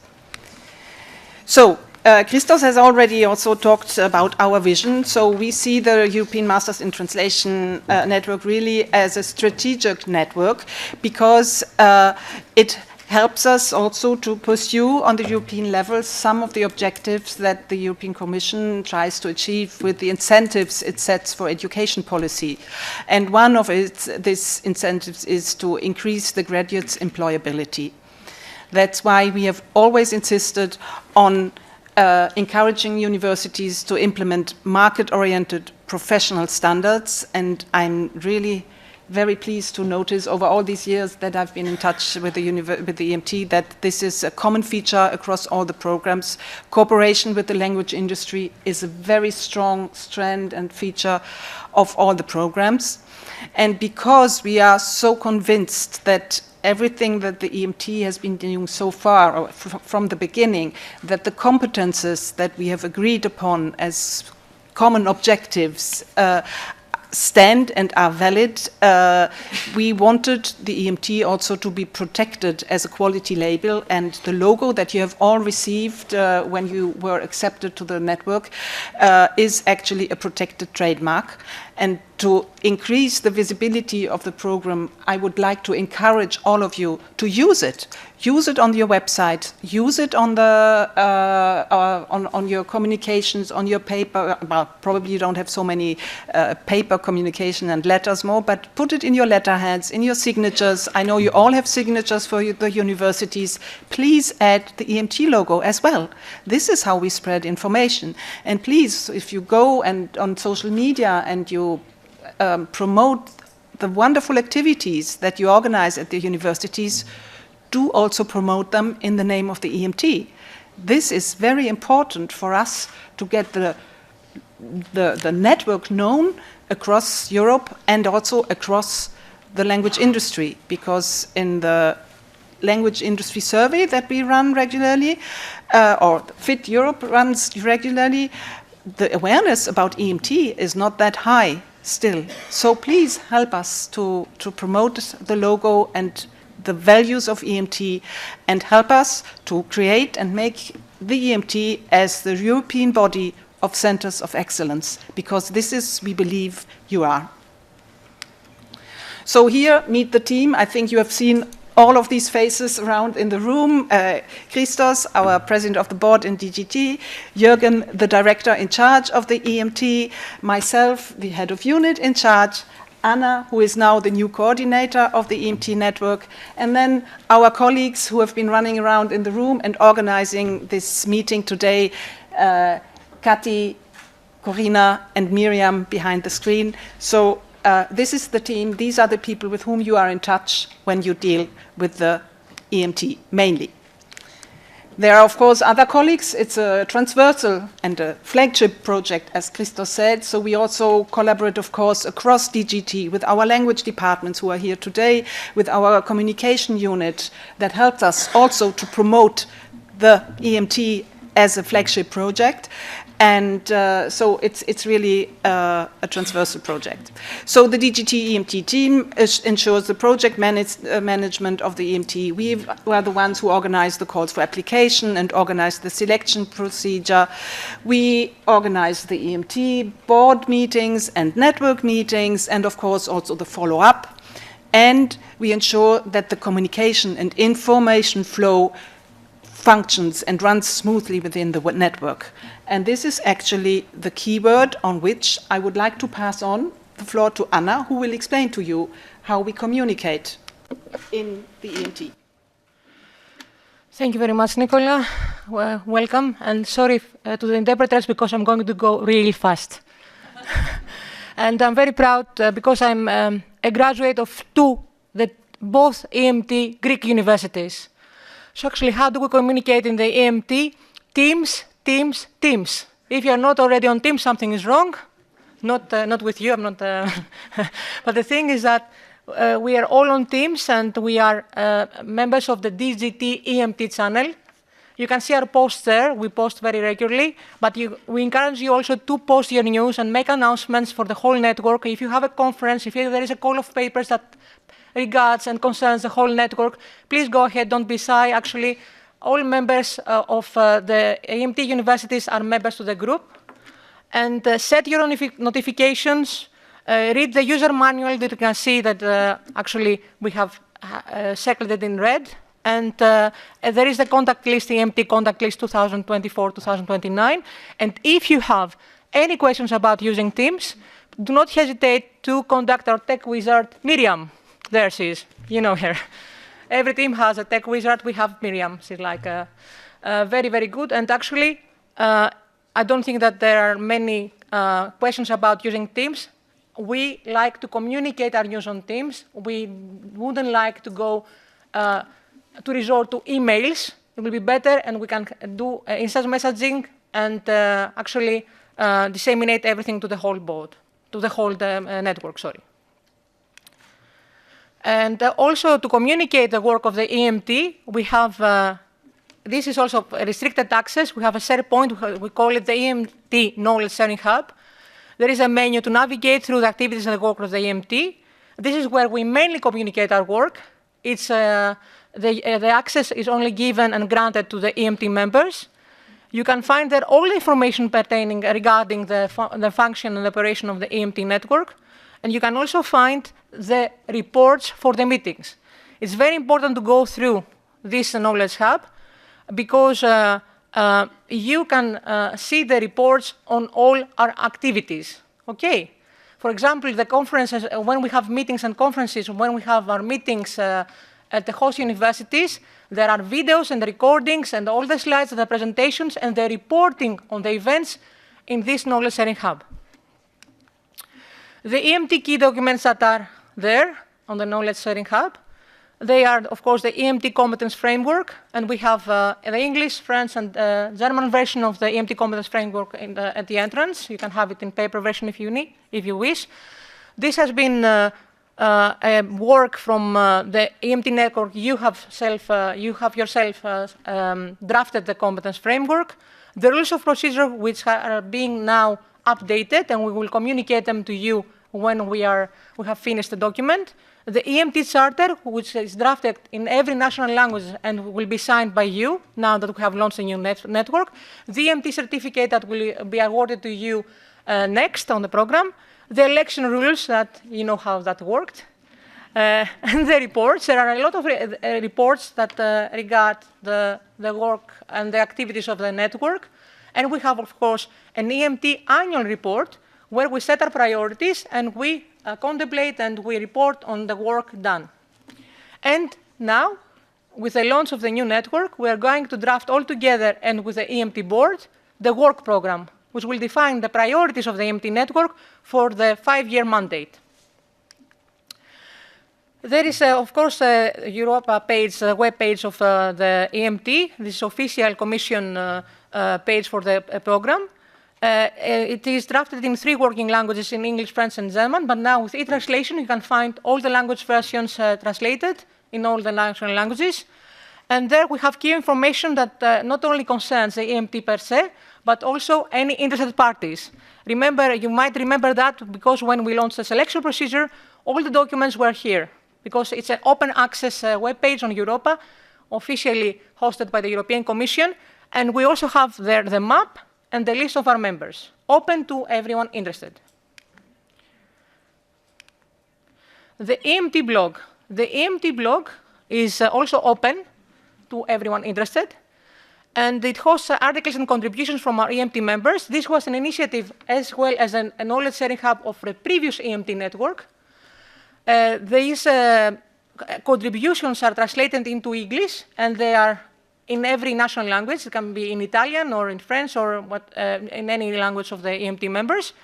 And we are very proud and happy because we also host the articles from your students.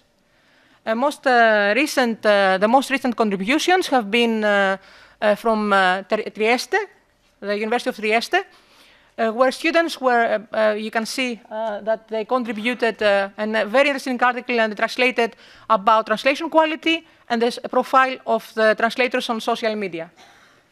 We have time for, yeah. Short. Yeah. I would like to invite Rudy to take the floor for, to explain to us some things, his experience with the blog. Rudy blog. Thank you. Just a few words about the blog. The point of the network is, of course, to share good practices among yourselves, but it's also to communicate with the other people. That means the language industry, but also everyone in Europe who is interested in what is translation today, what does it mean to translate, how do we train people who want to work in the translation industry. So the point of the blog is to do that. And each of you is invited to contribute to the blog. That's what happened during the 2019-24 period. Each program was supposed to contribute at least once by writing a blog post, not something necessarily technical, not something that would be too scientific, but on the contrary, something that shows what we are doing in the training programs, how we adapt to changes. So it's a very good tool for the EMT network to communicate with the outside world. So please, please, please do so. There haven't been that many publications this year because we've been between two periods.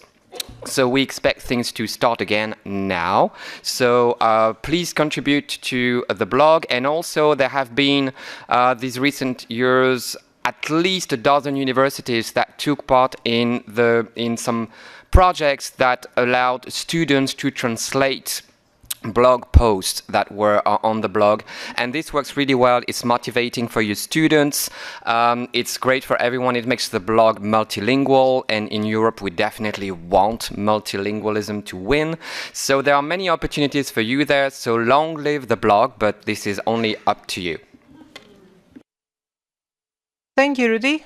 And you can actually, if you're interested in for a contribution for the blog, you can communicate with us and Rudy, and there is an Excel table where you can already know that you want to make a contribution or directly communicate with us. It's a great forum also for to voice students, like for the voice of students, because they have contributed very interesting articles indeed. And last but not least, we are also on Facebook. If you're on Facebook, we will be very happy that you join us. We follow the EMT webpage on Facebook. There are approximately 3,100 something followers.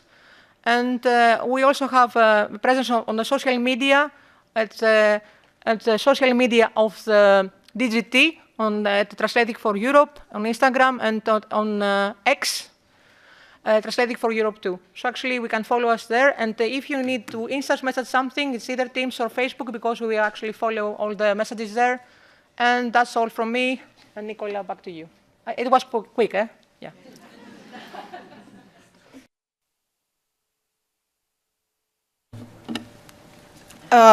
Governance, you have witnessed today the elections and taken part in the elections of the EMT Board, which is actually the governing body, as we say, of the EMT. This is the body that coordinates all the activities and sets the priorities, of course, not without consulting the EMT network as a whole, and that's why we are going to have a discussion tomorrow about how the board sees the priorities, and we are also seeking input from the network. And based on this, the board draft the program, and it will be adopted by the network, and later on the board, throughout its mandates, monitors the implementation of it, because the presentation is called From Strategy to, what was it? From Strategy to Action, and this is actually what our network makes so strong, because we actually work through concrete activities, be it events or webinars or I don't know, train with trainer initiatives, the audiovisual summer school, things like that. So this is the role of the EMT board. Then, of course, how does the network? Via networking. This is the strong part that is proper and a feature of the network. We organize 2 meetings per year, one in the autumn, one in the spring.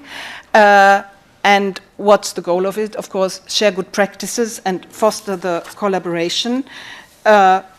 It's also to share resources and on training methods. And the ultimate goal can be, of course, to help you redesign your programs and adapt it to the new realities of the market.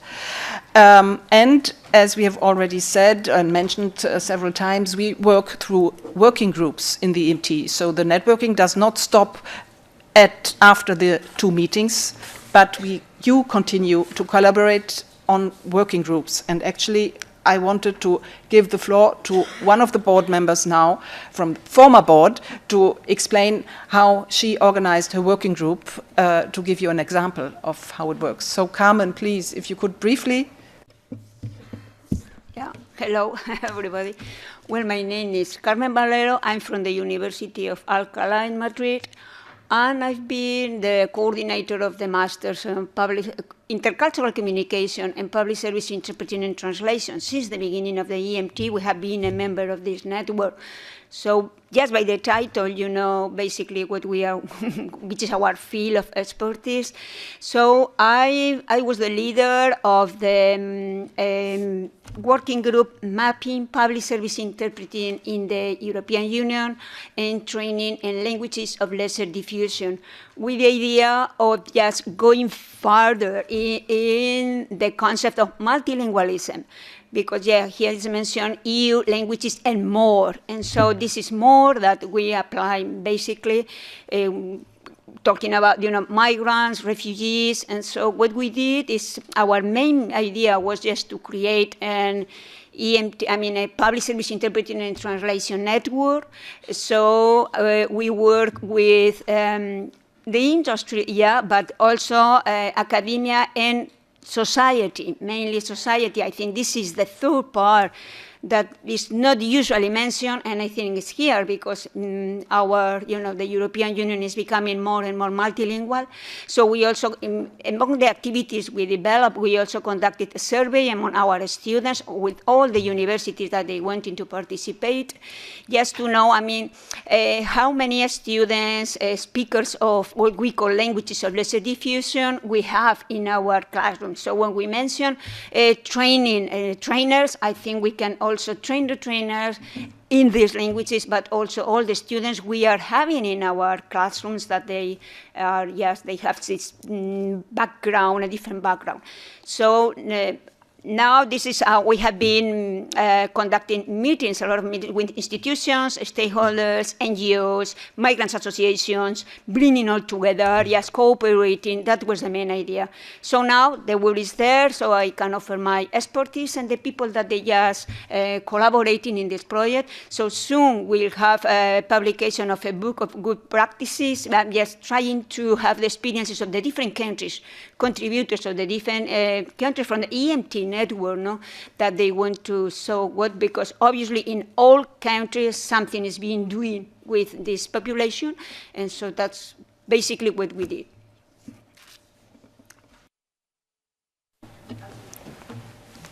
Thank you very much, Carmen. And of course, other working groups worked in a similar way in their specific field of specialization, technology, translation into the second language, and audiovisual translation. And we can see whether other working groups will be set up in the network, or we continue with the current ones. This is not cast in stone. When a working group has finished its purpose, it can be dissolved, and another topic can be put into focus, and working groups can be created accordingly. So another feature, strong feature, is of course outreach, and there Christos has already mentioned comes first the collaboration with the language industry, and of course primarily via the language industry expert groups. And actually, I don't know if you have noticed, they are here with us today. So all the language LIND experts are here. Yeah, hello, they are two more over there as well. And the EMT board and the LIND group are actually the ones who represent this collaboration on the European level. But I know that you all have contacts with the language industry also on your local level, and please continue to do so. And we will hear more about this collaboration between the board and the language industry tomorrow. Then another feature of collaboration and outreach is collaboration with non-EMT members, because you all are also embedded in your academic circles, and of course you also collaborate with universities that are not members of our network, and also with countries outside the European Union. And here I'm thinking of programs from countries preparing for EMT membership. Christos has already mentioned it as well. We would like to encourage you to think ahead and reach out to universities in these countries and help them to build up capacity so that they too can prepare the market for the future accession to the EU and prepare their students for the upcoming translation needs. So this is a plea to you to think about it. If you have already contacts with universities there, please do use them and build something up with them and reach out maybe to other universities of the network that can help you. And then we will also hear more about how you can reach out to other stakeholders in your own country. We have a net of field officers in the representations of the Commission in the member states, and they are there for you, also your main contacts if you want to organize events with them. We will hear more about this tomorrow. And actually, that was it for the moment, in a nutshell and first. Thank you very much.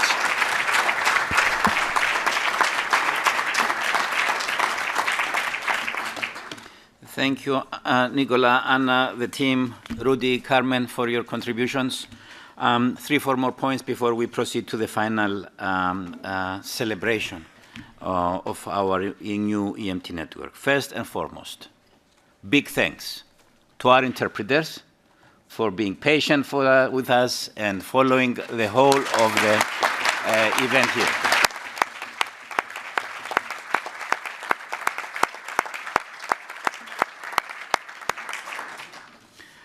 Second, to repeat that all the presentations will be shared, probably on the Teams channel, I suspect, with a few additions. For example, one of the things I also always want to promote is also DGT's YouTube channel, because we have there a lot of videos of previous events, speeches, and contributions that can be very much worthy. So additions like this on the slides will happen before they're posted. And the last point before we move to the celebration is that I wanted to mention that there will be 2 meetings every year, as Nikola said, just for information.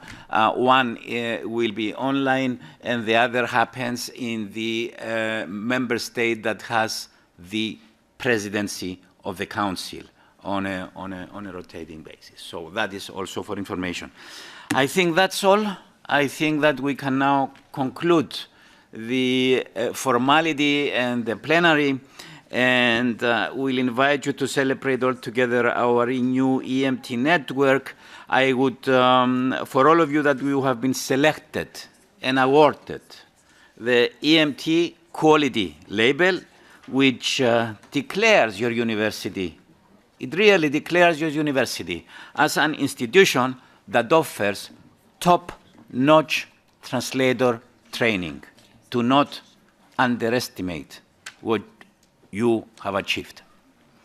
I will again pass the floor to Nikola, who will be announcing now the EMT members and the process of how this will work. So you will proceed to receive your EMT certificate, or what I call the quality label for your translation studies. So back to you. Thank you, Christos. Yes, indeed. We are now going to proceed to the award ceremony. We will do some moves for this because you will receive the certificates here. Just as a reminder, we will announce the universities, not the programs, and we will do this in the so-called protocol order, which is in the European Commission. When we list the member states, it's in the alphabetical order in the national language of your countries. So we will call you in that order. And please, the person representing each program will be invited to come to the front to receive the certificate here. Our photographer.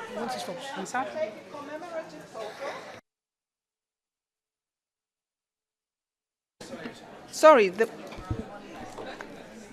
I don't know how much you heard of me. Yeah. So, given the number of attendees today and the limited space in this room, we need to maintain a certain level of discipline. And that's why, please, my colleague Kati will help you through the process, and she will signal you when it is your turn to move to the front. And after the photo has been taken over there, Anna will guide you and will tell you which way to take to gain back to your seat. Please do remain in the room after the ceremony, as we would like to take a group photo. That's a challenge, but our photographer said he has seen worse circumstances, so we will manage. We would like to have a group photo, and of course, a group photo of the EMT board as well. So now, I think, without further ado, we can move on to the ceremony. So we will start now with the first university, alphabetical order, as I said, in the language of the country, and we will start with Belgium. Please bear with me. I will announce the countries in English because I cannot pronounce it properly in each language. So first university that I would like to call is KU Leuven. University that has celebrated 600 years of operation, and its motto is Sapientia et Doctrina, wisdom and knowledge. Sorry.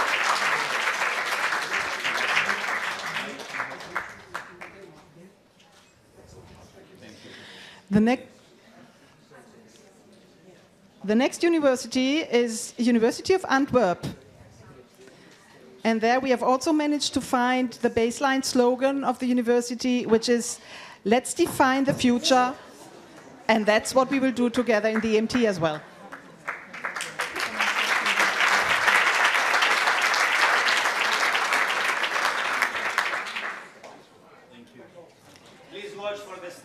Yeah, there is a step, please. Yeah, there is a little podium. Please watch the step. So, VU Brussels, VUB. The emblem of the VUB bears the sentence, Scientia vincere tenebras. In other words, overcome the darkness through science. Next in line, Ghent University. Ghent University has been founded in 1817, and its motto is Sapere aude, dare to think. Now we move on to a French-speaking university of Liège.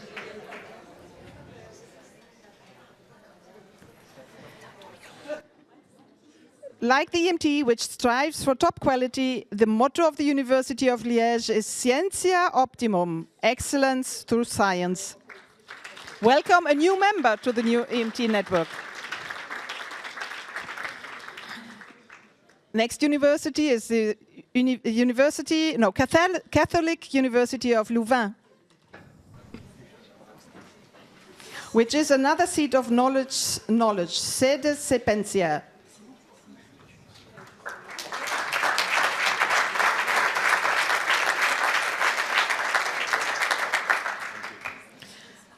And then we have another Belgium university, University of Mons, which is joining us for the third time in the EMT network. And they have a strong focus on students' participation, and the University of Mons completes the list of our Belgian members. Now we turn to Bulgaria. From the Balkans, new Bulgarian university with the motto, sorry, my Latin is very poor, Ne varietatem timeamus, encourages us not to fear diversity.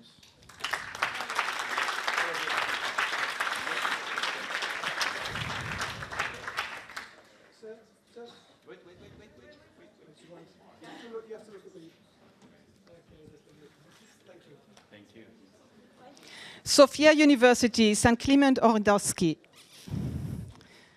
This university was founded in 1888, just 10 years after the re-establishment of Bulgaria, making it the oldest university in the country.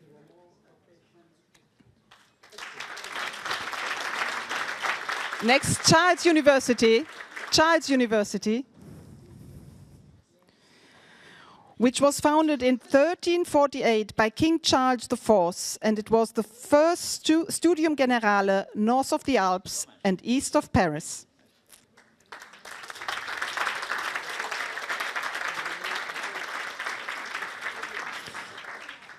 Then we have another new member in the EMT network, Johannes Gutenberg Universität. Sorry, I went into German. So, founded in 1477, it is one of the oldest universities in Europe and one of the most prestigious in Germany. It's named after the famous printer Johannes Gutenberg. And their master's program is actually not located in Mainz, but in Germersheim, which is around 60 kilometers. Then another new member, University of Hildesheim.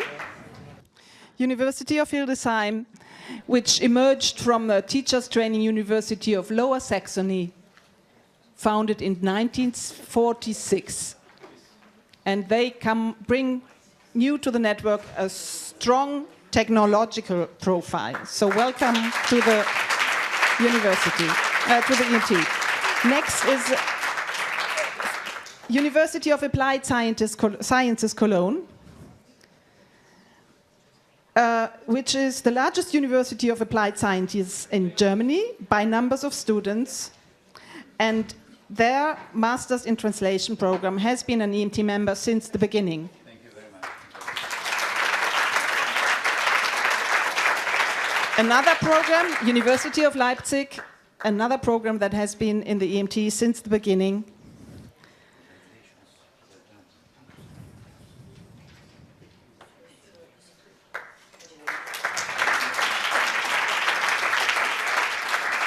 Another new member from Germany, University of Saarland, which was founded, sorry, and I lost my line. Saarland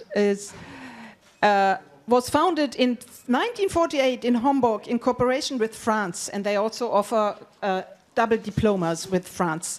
Now let's move to Estonia. University of Tartu.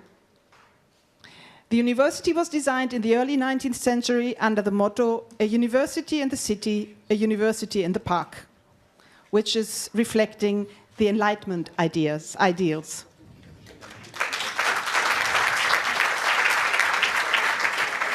We move on to Ireland, and I would like to call University College Cork.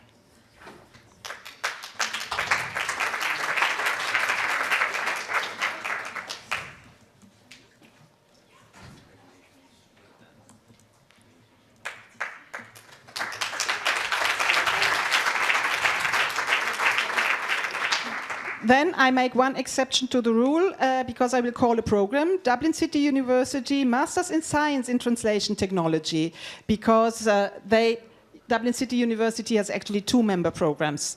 So first in line is the Masters in Science in Technology, Translation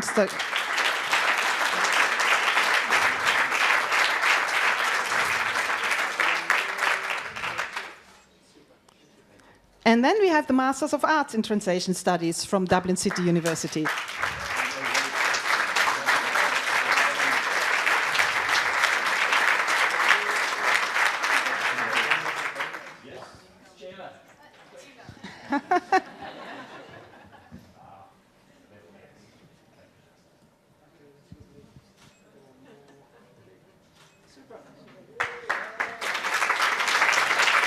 We move further to the south, to Greece.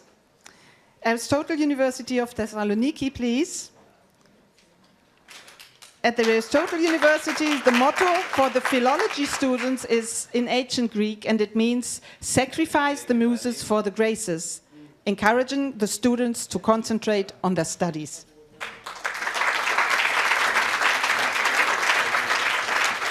We have a newcomer from Greece, which is Ionian University of Corfu. Its emblem, with all the Ionian islands named, depicts for Corfu the rudderless boat.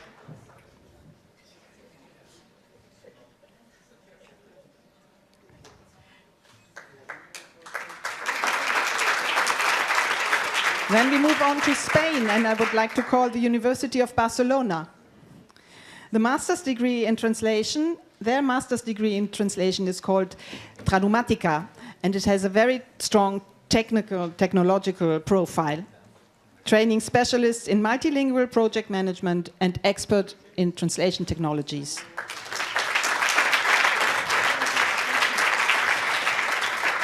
Another Spanish program, Jaume Primero, University. They have a special master's in medical and healthcare translation studies.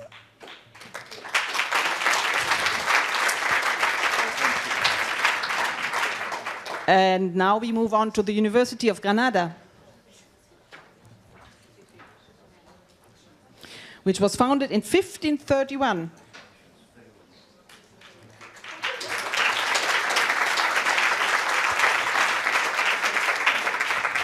Then we have another new member of in the Spanish European Masters programs, University of Las Palmas de Gran Canaria. It is the first university of the Canary Islands and brings in a very strong experience in student mobility because it was one of the first universities in Spain to receive Erasmus students.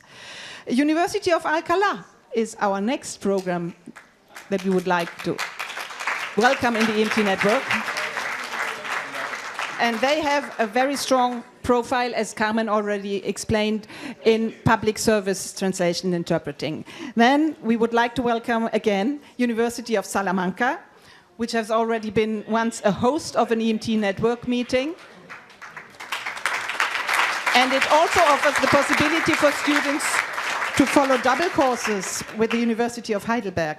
Then I'm happy to welcome the University Rovira i Virgili.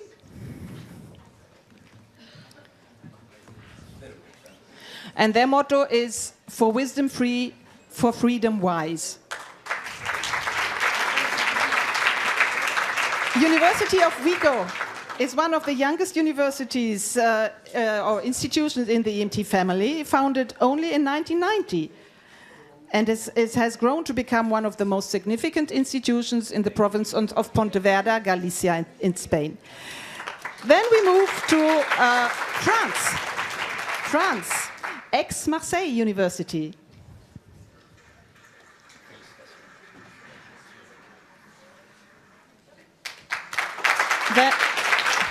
I'm sorry. Colleagues wrote so much that I cannot follow up well, but I think I just continue now with the Western Catholic University, please.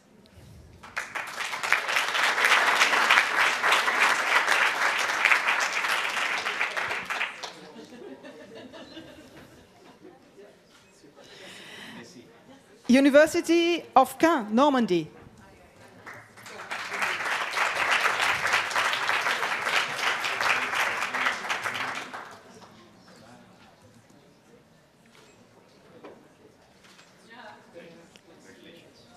University of Burgundy.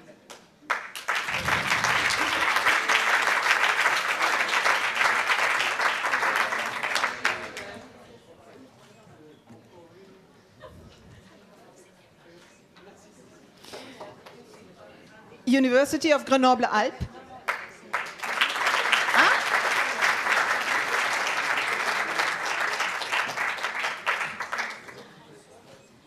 Western Brittany. Western Brittany.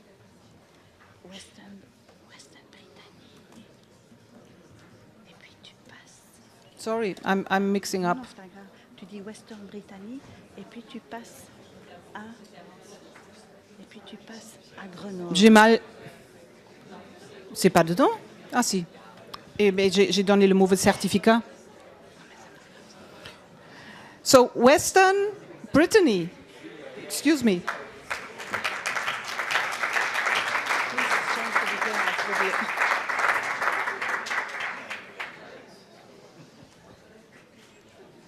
Et puis?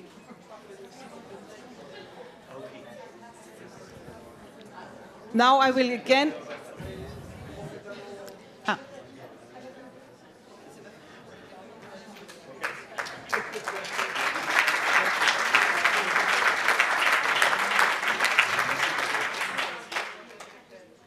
The University of Lille, and I'm calling the program Melextra because we also have two programs from the same university from Lille.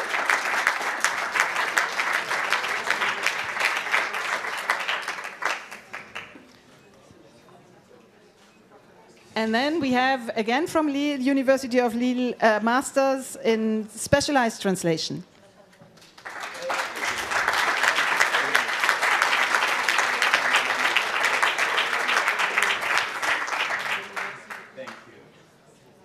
University of Lorraine. Okay, sorry.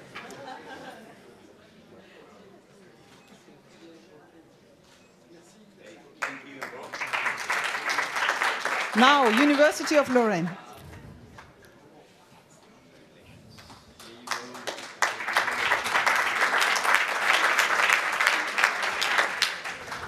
University Paul Valéry from Montpellier.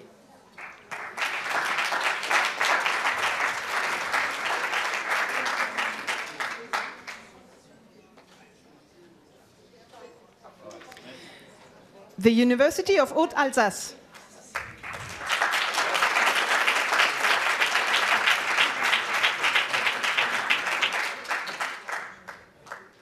Merci. And we call ISIT. That's a short name.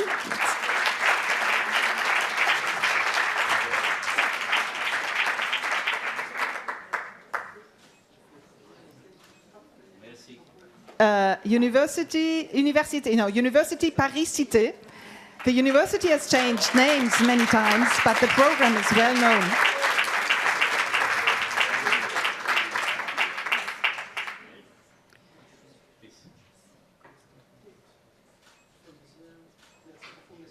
Sorbonne Nouvelle is the next program.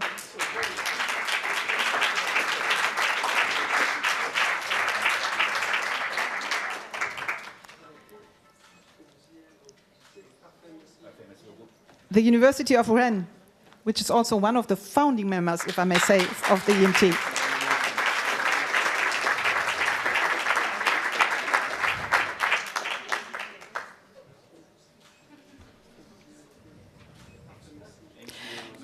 University of Strasbourg.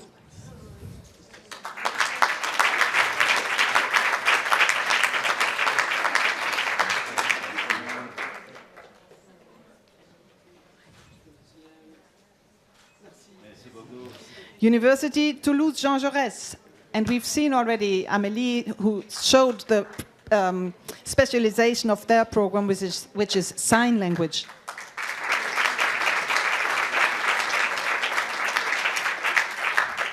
Now we move to Italy, University of Bologna.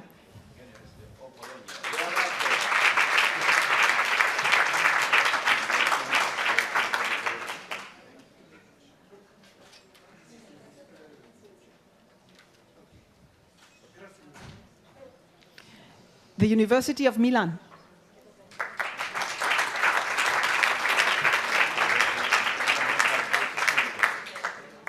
Okay.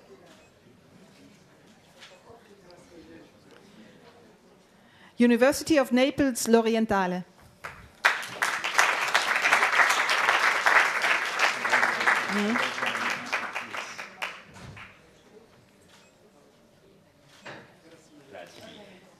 University of Padua.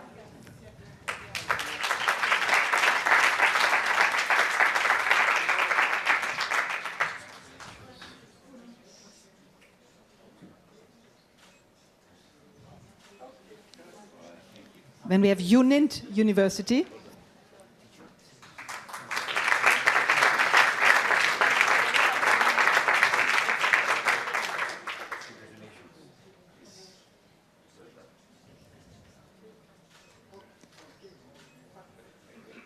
University of Trieste.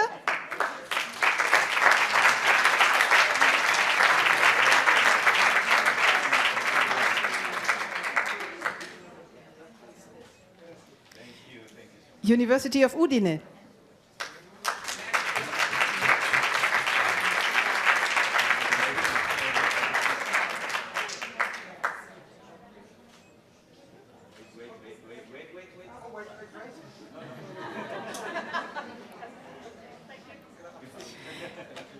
Ca' Foscari University of Venice.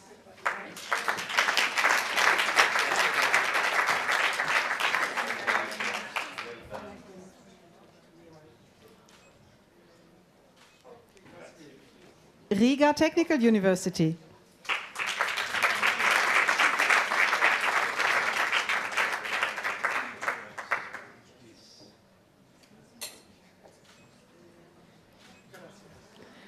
Ventspils University of Applied Sciences.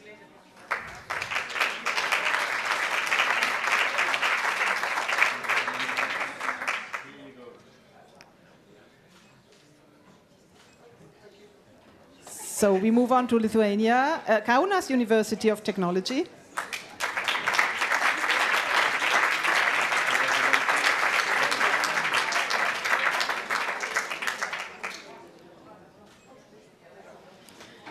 And then we move further down to Hungary, Edvard Lörand University.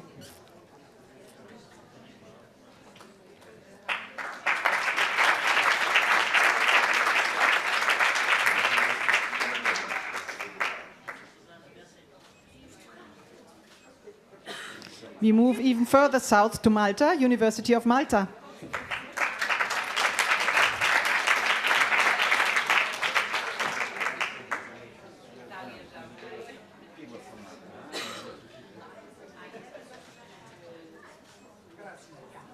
And back to the north, to the Netherlands, Leiden University.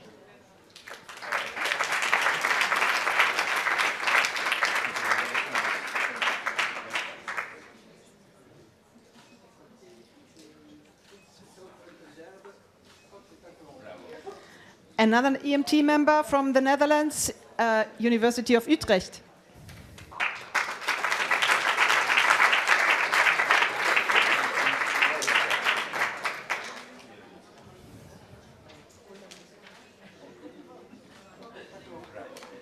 Then we move to Austria, University of Innsbruck.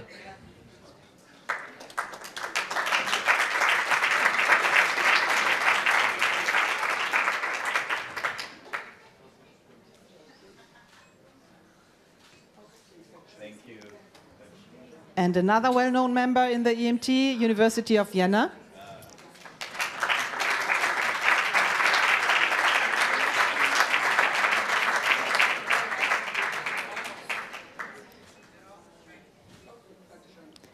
We have a new member in the EMT from Poland, University of Gdansk.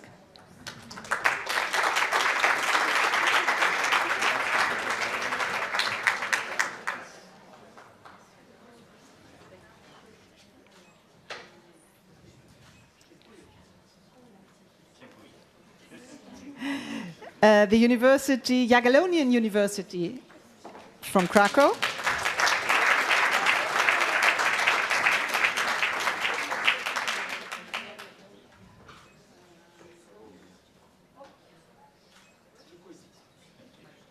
And the University National Education from Krakow.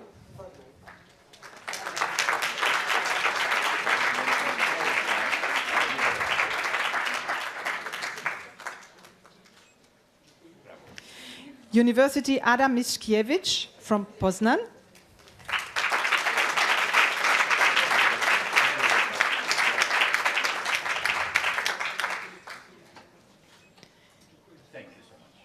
University of Warsaw.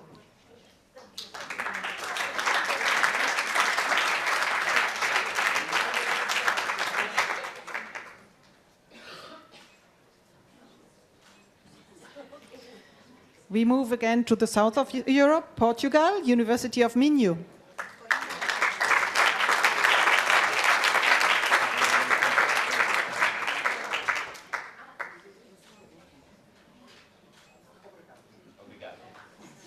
A new member to welcome, the University of Coimbra.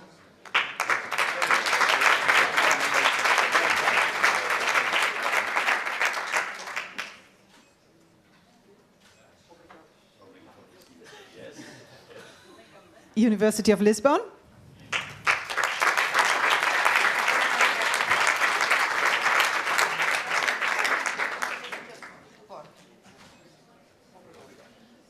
University of Porto.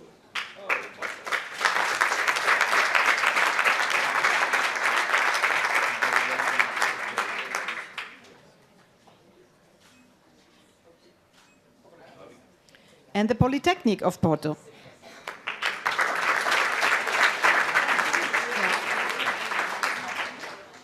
call them. I will name them. The Romanian EMT member cannot be with us today, but I just wanted to congratulate them as well. Babeș-Bolyai University of Cluj. And if you're still watching us, we will send you the certificate by post. So we move now to Slovenia. Yes, University of Ljubljana.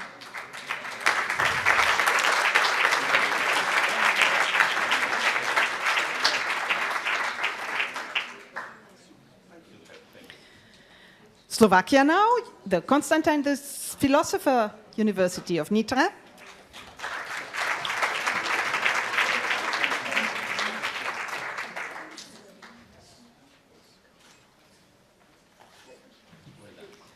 And from there back to the north to Finland, University of Helsinki.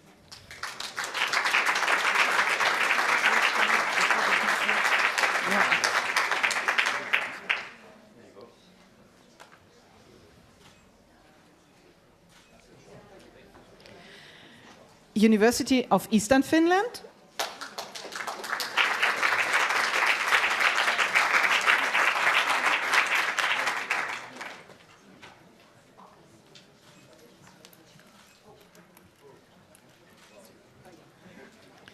Tampere University.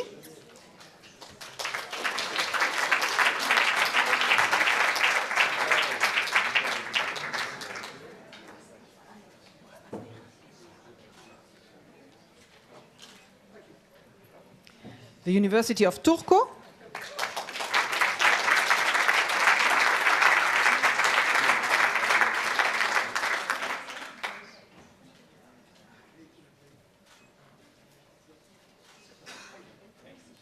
And then our only non-Europe-based university, the prestigious St. Joseph University of Beirut.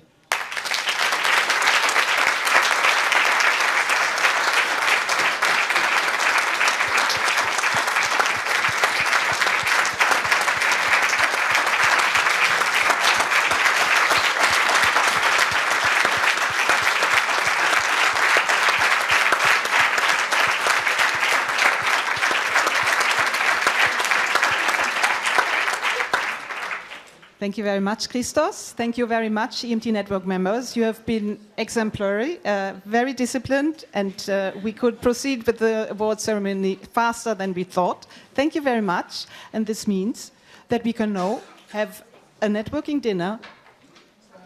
The photos, sorry. I'm hungry, sorry. That's the group pictures first. So may I call first the new EMT board, because that will be easier to orchestrate.